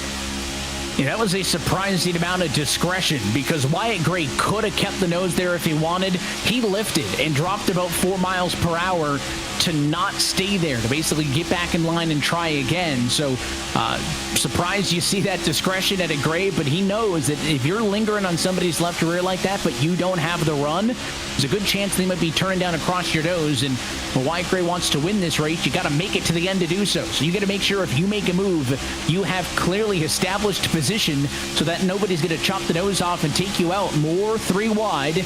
Lopez and Zelensky up top. Now Gray to the bottom of the racetrack. No immediate help. Garrett Maines, you're on board with. He'll chase him through the web of cars in turns 1 and 2, but leave him just as quick as he joined him to go to the outside and push Malik Gray. A back and forth at this point in the lane game. Ray's just trying to play this game of where does he think the speed's going to come? Who do you think is going to be the bigger threat when it comes to some of these moves here? And that outside line has some of the bigger names. You have 3 eNASCAR drivers and a driver that's made NASCAR Xfinity Series starts lined up in the first 4 spots. And Bobby Zelensky trying to force up the third line, for example. Ray knows this game and is going to try everything possible to block off these runs. Look at Maines with a cut. Big swing of the bat for the number 1 as Garrett Maines going to pull down alongside and clear a Malik Gray. New race leader. It's the man who has led more than anybody else. Make it 34 laps led of the 79 complete thus far. For Garrett Maines, he thrives in these environments, on super speedways, in big money races. In search of a 3rd Omega Cup win, he won the Spring Bowl in Daytona 2 years ago and has won a Fall Bowl before, but it was on a short track. Trouble for Malik Gray into the outside wall. He cuts across Zelensky. He's going to maintain his track position, but at the expense of the 22, and we will stay green somehow. Again, quite simply, those are the risks you play with some of the lane changes we see here. Won't be surprised to see Ray back up there eventually, but he's running out of time to be able to recover there. All that being said, Wyatt Gray, factory setups backing up at the front of the field. That logo has been up front in a lot of big races the past couple of years. Started originally as a meme, so to speak. When he used to go to his website back around 2021-ish, it used to be just a simple landing page saying, welcome to the website from there. It turned into a real thing for a couple of years, in fact. Still gets support in the league scene in things like Mooncard throughout 2025. It's a real brand at this point for factory setups, and it would be a statement if they can put a $4,000 payday next to their logo. It would be a good time. Look at that, though. 4 wide behind the leaders through the quad oval, no less, is a sneaky, tricky part of this racetrack. Unlike some of the other racetracks of Las Vegas, Chicago, where that front stretch curve is consistent, the quad oval with those 2 distinct kinks here in Atlanta can make it tricky when you're 3 wide, let alone 4. So a tip of the cap to those drivers. We're able to make it through that without trouble as you go on board with one of the pros in this race. Jordi Lopez, 5th in line on the outside of the racetrack, just not with the speed right now that the outside needs to make progress. But he's got Malik Gray behind him. I would not be shocked at all if those 2 cars link up at some time in the near future. I don't think we're at go time yet, although many drivers have treated this race as such for some time now. Still 17 to go, a little bit of time to breathe before we're in the home stretch. Yeah, it's the calm before the storm, I think, a little bit right now.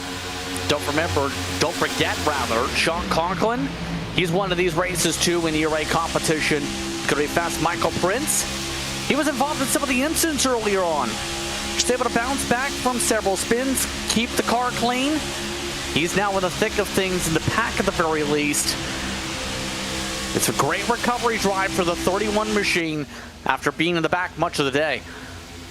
It's an impressive drive for him. We've seen a lot of drivers come from the back to the front. Jackson Crowder, we haven't talked a ton about that car either, but he's up and in the conversation. That's the red and white Chevy with the chrome on it, third in line on the bottom. They check up, though. Trouble for the one car. Can Garrett Maines save it? No, he can't. Garrett Maines spins. The 54, the 34 involved. The most dominant car of the night is involved.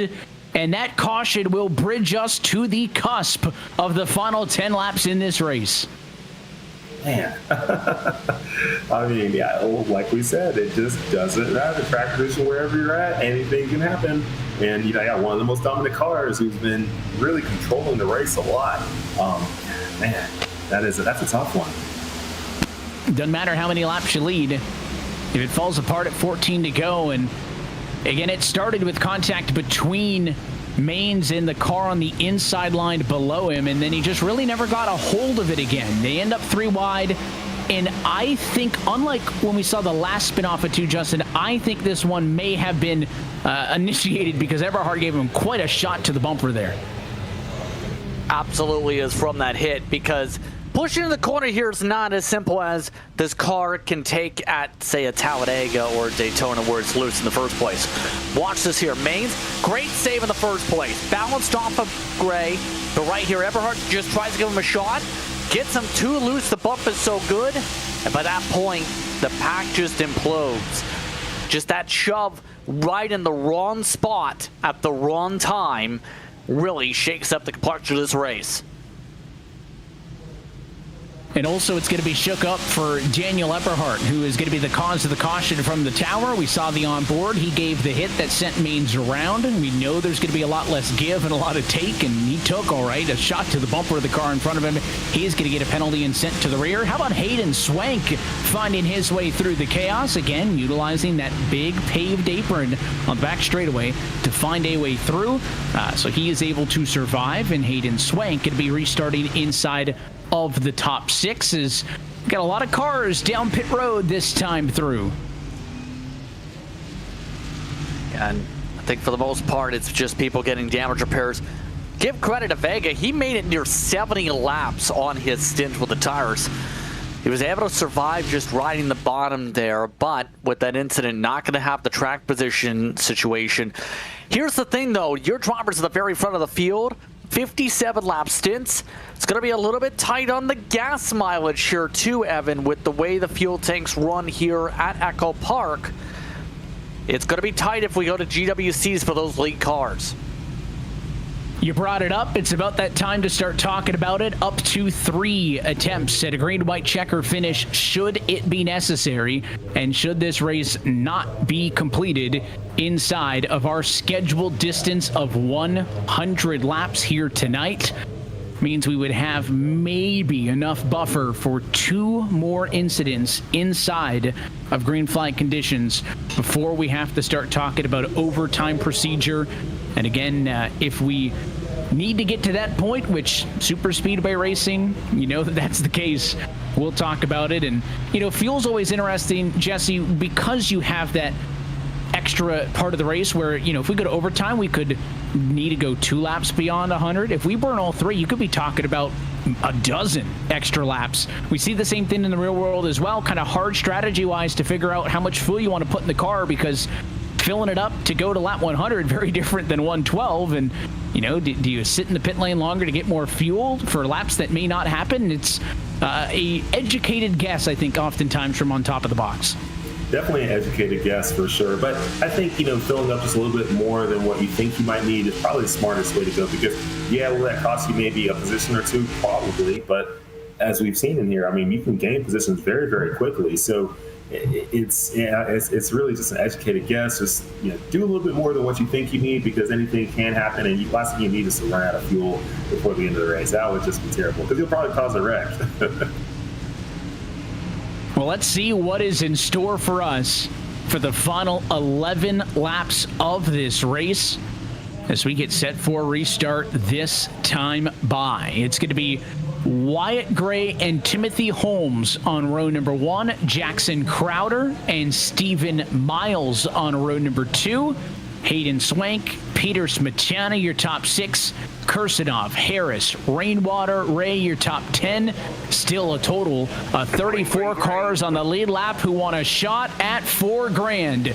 Green flag back in the air. Steady start for the top 10. Slightly better for the inside. That's a big push on the bottom as Gray's getting the shove from Crowder.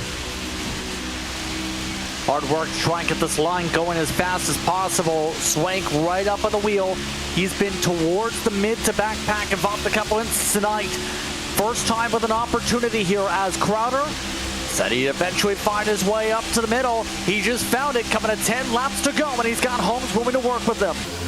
He's got the help, but he gets touched on the quarter panel. Big moment, a second big moment for the 5, and somehow Crowder's still there. Here comes the outside now. Jordy Lopez with Malik Ray and Garrett Maines in tow as they shower sparks in 1 and 2 as they drug it all the way along the wall through the center of the corner. They're trying to get to the outside. It's there going to be room up top. Meanwhile, Hayden Swank on the bottom.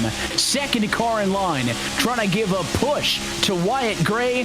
They want to just keep their speed up. They don't want those cars on the 3rd lane to get anywhere near them. And look at that with that 3rd line. Absolutely, though. That's involved with the NASCAR drivers. Some of them involved in some of the incidents as of late. But the thing is, that middle line's crowding very aggressively. It's going to be a tight squeeze. It's Ray in the wall. In fact, it was so tight. It's go time in Atlanta. 3 wide through the entirety of this lead pack.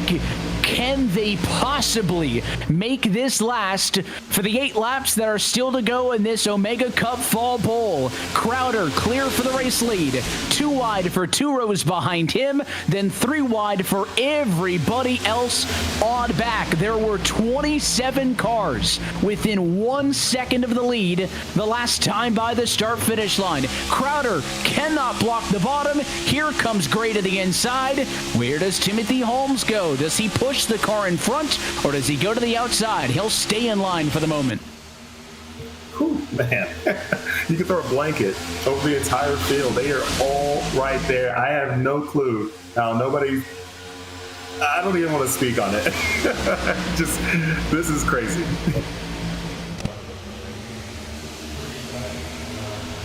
Still riding out in front for the 5. You got to imagine for Crowder, he's not looking out front a lot, probably driving in the mirrors still. 3rd on back, still there, but it's about 5 rows off of the lead. Jordy Lopez, the lead car up top. Is he going to get the run he needs to join this conversation? Right now, the answer is no. He does not have the speed yet to be able to get up there and be a part of this. And look at Wyatt Gray now. He lost his drafting help from behind.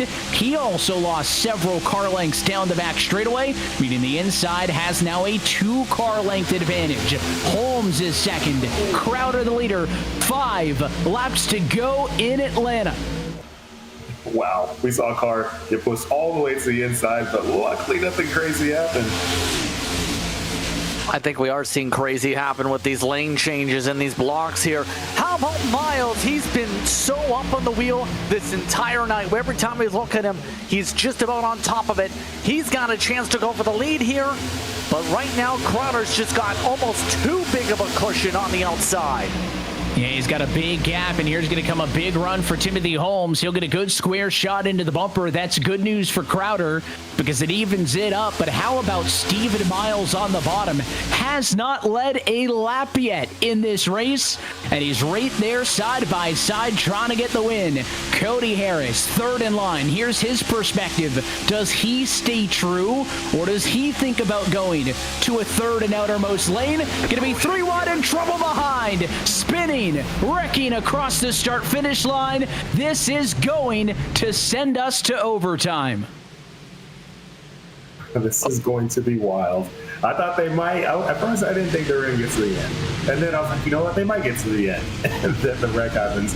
And now we're going to have the overtime situation, which, I mean, this is going to get pretty nuts. You see how it basically went all the way from turn 4 to the start-finish line as that wreck just did not stop. And It was rainwater right there. A touch to the left rear quarter panel that got that car out of shape. He actually keeps it straight, courtesy of the wall, and then a huge hit up and in the air goes, I think that was Luis Vega, who we had talked about up front earlier in this race with a chance to win it. He gets pile driven into the outside wall, and that car is in pieces on the front stretch. And he is forced to try to, he's going to have to take a tow to pit road. He could not drive that car. Look at this hit. Yeah. Oh. Very, very hard hit right there. I mean, we're going to have to check on him in the virtual infield care center and just, make sure he's all right. But he's definitely going into the virtual concussion protocol, that's for sure. Yeah, that's one of those, if you've got your force feedback cranked up, look out, man. I mean, I've had headphones get ripped in half from some crazy force feedback in a wreck, and I mentioned the kinks in the quad oval there. Obviously, those are a factor in racing side by side, but it almost made it so that he was headed straight onto a wall the way it lined up. Let's check this onboard perspective out. The wreck is happening in front of him, Justin. And again, he thinks, all right, maybe I'm good, and then he just gets hooked by the cars behind, and again, he tried to drive away. The car would not budge. Everything underneath that race car was in pieces. And even if he did have a quick repair left, because he had to tow, he's going to have to wait X amount of time on the pit lane before he can roll. So that will essentially end Vega's night. Yeah, he's lucky he didn't do a barrel roll when it came to the incident. But I think the potential for chaos is about to reign supreme here because, quite simply, we've seen how aggressive some of the drivers have been willing to block up to the high line, all the way to the wall, down the back straightaway here tonight. Jackson Crowder's going to have to play all the games in the book here if he's going to try and hold off the run because, quite simply, we know that Miles is digging first time up front in terms of being up in second this evening. You have our drivers like Wyatt Gray that have been successful. Plus, you have the eNASCAR drivers that are also going to be amongst those with an opportunity to streak up to the top of the track, potentially like Garrett Maines here. This is about to get nerve-wracking if you're Crowder because you're going to have your head on a swivel and be able to hold on to the wheel very tightly because there's going to be a lot of force coming in to that back bumper down the back straightaway with the block we're probably about to see here. And if you're maybe the first time with us and enjoying a little bit of NASCAR overtime, we'll explain it to you. This will be attempt number 1 of up to 3 at a green-white checker finish. And it's exactly how it sounds. This time by, we'll take the green, we'll run a lap, take the white. If we get to the white flag without an incident, well, no matter what happens, we race to the checker. If we do have a caution flag before a full lap is completed, we'll hit the reset button. We will try again, and again, we will do that a maximum of 3 tries. Normally, on some of the bigger plate tracks, Talladega, you're not really in a position to even start thinking about a move till you get to the back straightaway. But because it's such tight quarters here in Atlanta, I'm a little bit nervous about getting a full 1.5 miles in because I think we're going to start seeing moves in turns 1 and 2. And again, you look at the cars on the front row, Crowder on the bottom, the red and white number 5 on your screen, 38 on scoring. He is going to start thinking immediately about how he can block any run that comes. It's overtime in Atlanta. Great restart to the inside. Yeah, that outside line working hard to get the momentum. Interestingly, though, Miles elected to go to the bottom here. That outside just is not getting anything going. Gray is like he's been caught at quicksand here. And look at the outside. Crowder saw Holmes going high. He goes up to block. It's not going to matter. Caution and trouble behind them on the back straightaway. Alex Jones is into the outside wall. The Venezuelan's got damage to the right front of his car. And we will go for an attempt number 2 after he had trouble coming off of turn number 2. And a couple of cars will get some glancing blows. Let's take a look right there. Gets a hit in the quarter panel. It's just 2 cars at that point, but right there, third one gets a piece of it. I think a couple people may have reached the incident limit there, too, with a couple people popping up. Yes, indeed, Daniel Eberhardt and Derek Fulton around that time did get the DQ mark. So, few drivers reaching that limit we talked about of 18. It's happening for some. Mentioned it earlier. Those incidents are going to add up, and I guess at this point, you can't really race any differently, no matter what incidents you've got, right? I'd say maybe if you started to get close to half of those, the total of 18 and early in the race, maybe you back off, you take it easy. But at this point, if you're worried about making contact with a car, you're not going to win this thing. I think everybody, no matter what that number is, they're very aware of it, how close they are, if anybody else is close. But at this point, you kind of got to push that stuff out of your mind, Jesse. You can't really even think about, what guys around you, who you don't know. You just got to go. I mean, every decision you make when you get to overtime is just reactionary. It's kind of hard to think this one through.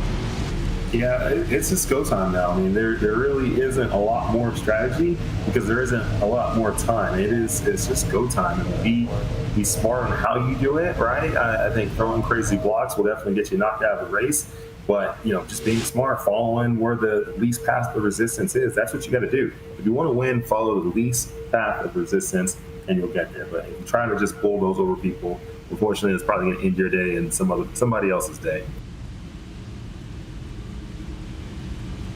Fortunately for the leaders, if there's any silver lining, it's that the incident came from behind them, Justin, so it won't shuffle up the running order, at least for the cars that are up front in this race. The timing of the yellow, a little bit interesting because we did see a challenge up front where your leader, Crowder, kind of saw what was coming. He felt Timothy Holmes letting go of the wheel, moving up the hill as they came off of 2. He went up to block.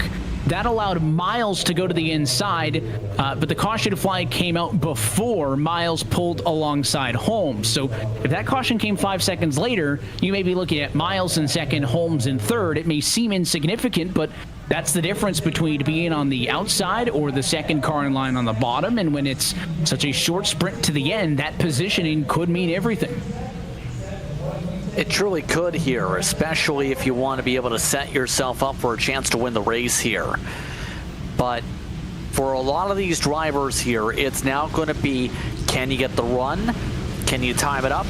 Can you get yourself the opportunity to push here? There's a lot of concern if you are amongst those in the mid-pack to having a chance unless attrition builds up. For Wyatt Gray, I think it was an opportunity lost with how poor that launch was from the outside line. If he was able to get himself up to speed, get a side drop, pull the bottom line down, keep it at least somewhat secure, he might have been at least be able to be up there. Maybe we wouldn't have seen those drivers then blend to the middle line. But now he's going to be down behind Timothy Holmes and behind Cody Harris, which puts him in a tough spot to try and win this race, to have to pass too many cars to close it out here. Well, good for him for having a smile on his face. I think I'd probably be too nervous if I was sitting in the number 5 position and a green-white checker away from having a shot at least part of the $5,000 purse that is on the line tonight. Again, there will be prize money for the drivers in second, third, fourth, and fifth, but it is heavily prorated to the guy who takes home the race win. $4,000 may be just 2 laps away for one of these drivers at the front of the field. Crowder again leads from the inside. Timothy Holmes will not restart this race. The 5 on the bottom controls when this race goes back green, so it puts that lead car on the outside at a significant disadvantage. What can one of the best in Holmes do to hang with Jackson Crowder? It's attempt number 2 of 3 at ERA Overtime in Atlanta. Green flag flies. We're back at it. Bit of wheel spin on the outside. You can see Harris in fourth watches on. The inside has the upper hand. Yeah, yet again, that inside line got the better jump here. They're not connected like they need to be up top side. Now it becomes the question, what does Crowder do? How about Hayden Swink going outside? He goes to the outside. Crowder saw it coming. He goes up and shuts the door. 3 wide for 6th on back. Here comes Stephen Miles on the inside. Miles and Crowder side by side of the white flag. This race is official. Where will Crowder be able to block? Right now he's having a hard time being able to clear back Miles. Look at Bobby Zielinski pushing the 24. Still no third lane. The 5 goes up and blocks. Now to the middle of the racetrack. Here comes more. Trouble behind. Big wreck in turn 3. Miles is sideways. Jackson Crowder. Is he going to be home free? Off at turn 4. No challenge from behind. And Jackson Crowder survives and is victorious at Echo Park. Holy moly, what a race. Man, I mean, there was just, everything was happening on that final lap there. It was just complete war zone, but he stayed in there. Jackson Crowder, he got it. He got the win. $4,000. Holy moly. And I was just waiting for the third lane to show up. It did not show up high, Justin, because they blocked it on the back straightaway. A middle tried to form. There was a big mess behind them, and then Bobby Zelensky giving everything he could to push the leader Miles on the inside. It ended up being too much. Jackson Crowder is victorious, leads 16 laps en route to a double overtime victory. And it will be ERA Omega Cup race win number 1 for that man right there. Been on the sim for a long time in terms of his racing ability and setup side of things. Seen a fair bit of Jackson Crowder. Here's some of the contact in the back of the field behind you. Garrett Maines became a ping pong ball to end off the race. He was trying everything to hold on to spots and then collects 2 ESCO drivers good measure as they continue to wreck for 2 corners. And somehow, without lifting, manages to serpentine to the stripe. What a finish as we take a look at tonight's full race results. And an incredible trend will continue in this series for the victory going to Jackson Crowder is that in the history of this ERA Omega Cup, we have never had repeat winners in back-to-back races. We've never even had multi-race winners win back-to-back races. Every time we come out, at least every other race, there's a new name added to the list of race winners in this series. It goes to show you how hard it is to win these prestigious events. And Crowder's final margin of victory going to be just 5/100ths of a second over Timothy Holmes in second and Wyatt Gray in third. We'll try to get those drivers in and available for us in just a few moments to chat. Cody Harris and Bobby Zelensky come home instead of the top 5. They are the cut for the money, so it's an all-American payout for the top 5 with Raul Alves, Garrison Hogan, Peter Smetana, Sean Conklin, and Yakov Kursanov, your top 10. 11th spot today goes the way of Garrett Maines after he became a ping pong ball, bounced around everywhere at the end. Blake Ray ends up finishing 12th with Miles having a chance to win. Contact with the bump through 3 from Bobby Zelensky relegates him instead 13th. Larry McDonald 14th with Hayden Swank, who had a chance for the race win in 15th. Adam Garza, very quiet second half of the race in 16th.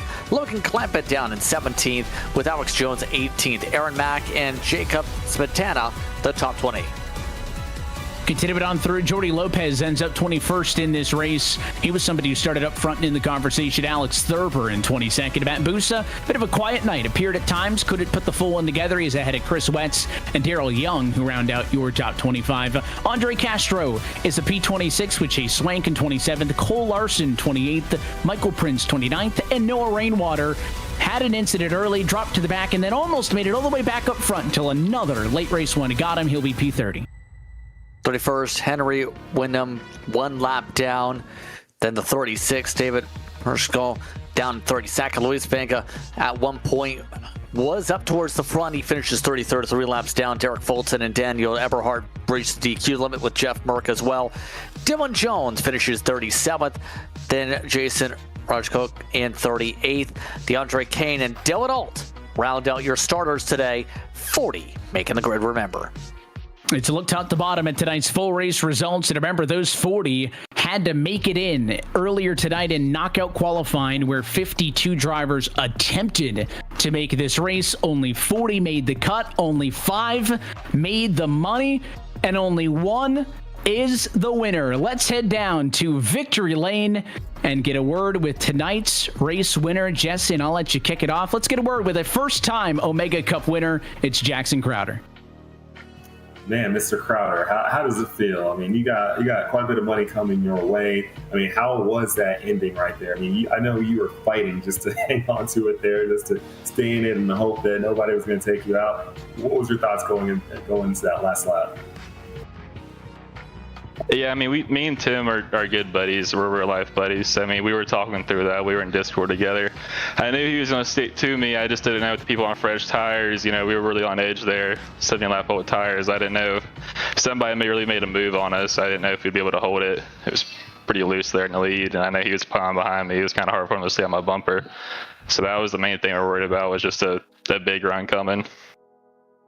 So, you know, being in an event like these ERA Omega Cups, I mean, what does it mean to you to win something like this? I mean, because there aren't a lot of events out there who, you know, have these big prize pools, who have these kind of level of racers racing in it.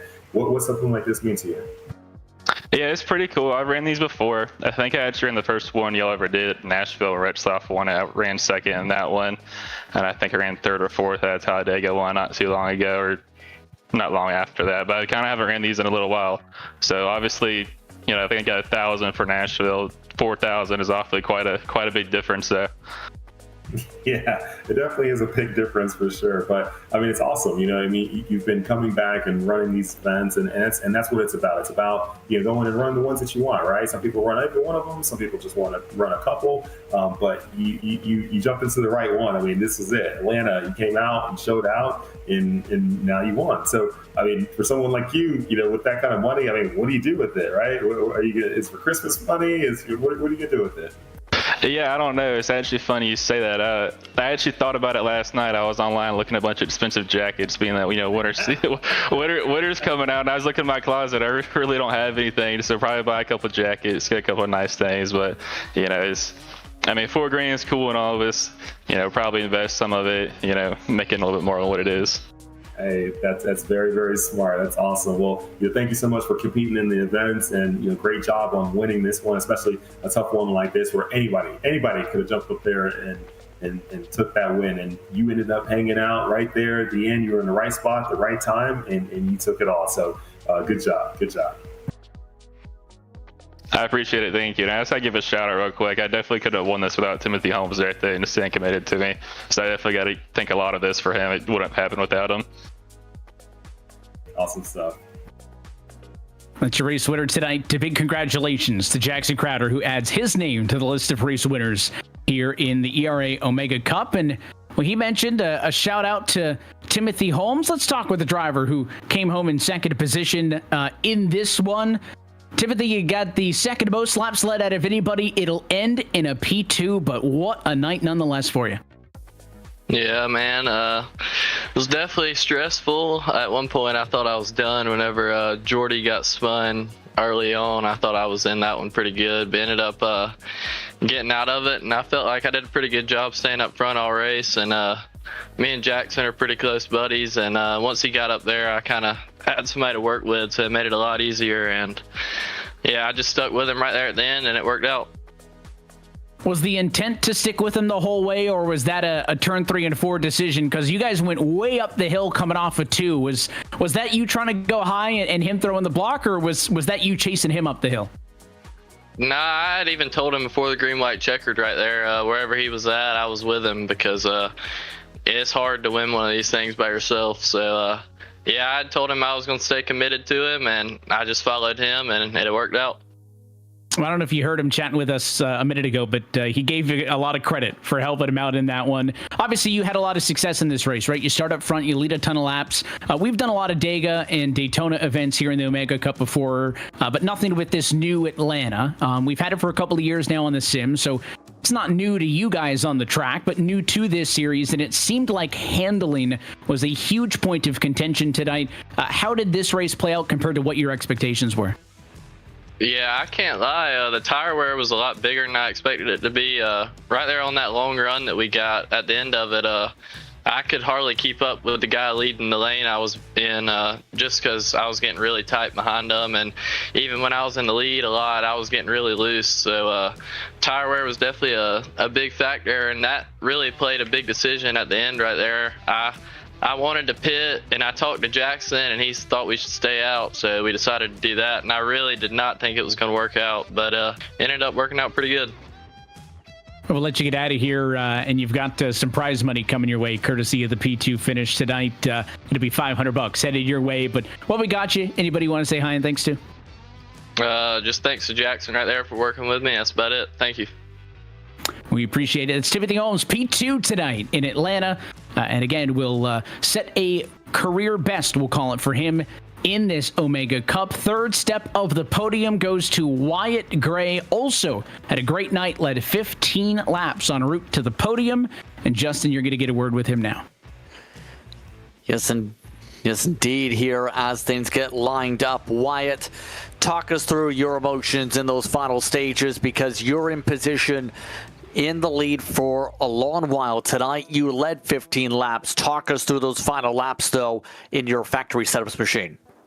Yeah, when we got that yellow with I think it was 15 to go, I knew it was a tough call for tires or no tires, but since I was leading, I basically said, no way I'm giving up the lead with 12 to go. So luckily we got those yellows that cooled the tires down, but we kind of got stuck on the top for a few of those restarts. And I feel like on the long run, the top is actually faster because you get that side draft, but on those short runs, it's just deadly. And luckily we could put it up the middle there at the end and get a podium. Indeed, here overall, how would you describe the emotions to be able to have a finish like this in an event such as this, especially knowing, I know some of the backing with Kyle Went, for example, going back a couple years ago to his success in major super speedway events, your name trying to add yourself to that list to put factory setups up front. Yeah, I mean, everything's different when you're racing for $4,000. Just some normal A-Fix in Atlanta, you're not going to care. But when you're racing for $4,000, I'm sweating, I'm breathing hard, everything's on the line. So it's always fun racing when the stakes are this high. With that being said here, if you were to do this again, what would you do differently to get yourself that $4,000? Honestly, in this situation, I don't think I could have done anything. If we came down for tires, we still would have had to restart P10. And obviously, I think Malik, Jordy, Garrett, those are the first guys on tires, and they never got up there. So I don't think there's much we could have done. Well, Wyatt, once again, congratulations on the podium tonight, getting yourself third spot. That prize total, $200. Not bad, not bad. Well, big thanks to Wyatt, Timothy, and Jackson for giving us an opportunity to talk with them post-race in this one, as they will walk away as prize money winners tonight from the Echo Park Speedway. So does Cody Harris and Bobby Zelensky, who will round out our top 5 finishers in all. And well, we knew that we would see some firsts here in this Omega Cup with the first ever trip to what formerly has been known as Atlanta Motor Speedway, now the Echo Park Speedway, and it did not disappoint. Maybe a higher caution number than I thought, but I think, and you heard it there talking with Jackson and Timothy, I mean, they did not anticipate, Jesse, tires and tire wear to be as big of a deal it was. So this was a chaotic race. This is what I thought every lap would be, right? If there's going to be chaos, it's going to be because people are drafting each other beyond the limit. And we had those moments, but you had to be smart. You had to keep the car under you, to be cognizant of the air and the tires, and that added more to this race than I was anticipating coming into it. It took some driving. You had to drive. You had to understand what the car's feeling like. How much wheel can I put in it? Where are you at on the track? Who's behind you? Who's in front? Because if people are behind you and no one's in front, maybe you're getting a little bit loose. If people are in front of you and maybe not so much behind you, maybe you're getting a little bit tight. So there's all these different situations where you have to truly be a driver on the track. Even though you're drafting and doing the whole super speedway style racing, it still took driving. So these drivers out there were having to be what they are, drivers. And that's what it took at the end of the race, to be a driver on old tires. Because if he wasn't, he would have spun, and that would have taken everybody out. And we get all these looks, Justin, at how crazy the final lap was. Yeah, we can talk about how we didn't expect it to, tires to matter and for some of those. But at the end of the day, you get a green, white checker on a super speedway. I mentioned at the very early parts of this race, you need a certain mixture of skill and luck And that's what it came down to in the end. A couple of drivers had a chance to win it. At the very end, Crowder was the one in the right position to get the job done. Able to play the lines perfectly in the very end, hold off all the momentum with the high side, while also getting the luck of the chaos on the inside. A lot of people trying to gain a lot of spots late. Some people wouldn't take it 4 wide, but a wild end to this one to be able to see Jackson Crowder get the W. And a milestone night as well, Jesse, before we close in this ERA Omega Cup, tonight marking the 20th event for these Omega Cup special events. It dates all the way back to the very first one we did in December of 2020 with the Winter Bowl at Nashville. We've seen so many different winners, so many different tracks. And tonight, the 20th event continues to prove that these races matter in this community. Big names coming out, big payouts. Again, over $100,000 over the history of this series has been dished out, and we got to see some of the very best participate in number 20.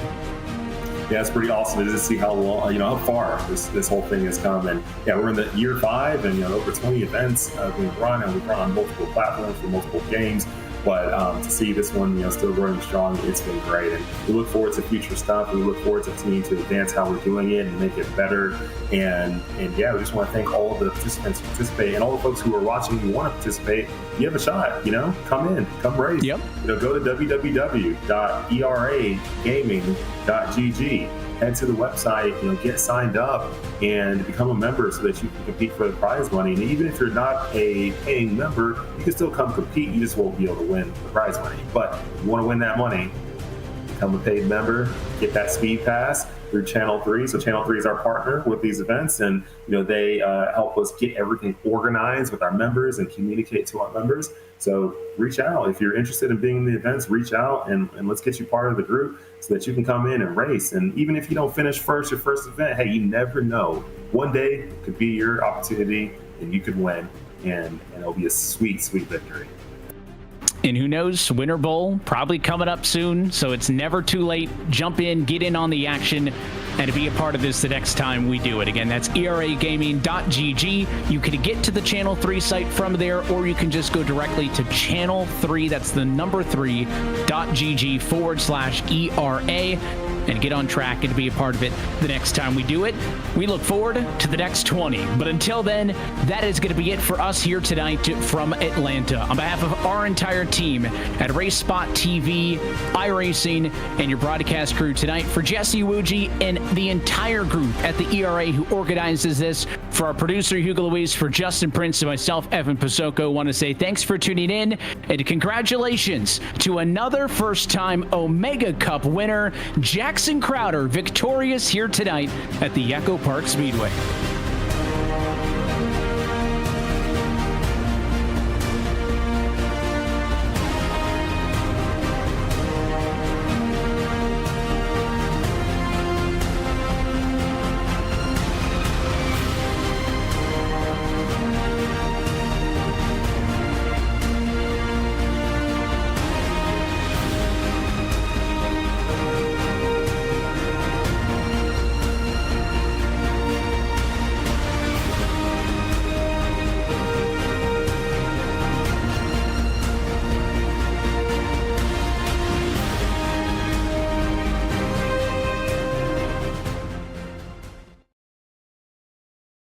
Do you want to go from virtual to reality? Racing in the eRacing Association Omega Cup Series gives you that opportunity. We put on virtual events 4 times a year with $5,000 on the line every single time. $4,000 of that goes to the winner. And the top 5 now get an opportunity to go drive real-life race cars with the NASCAR racing experience at one of their 18 locations nationwide. Here's your chance to go from virtual to reality. Head to the link in our bio so that you can get registered with ERA now.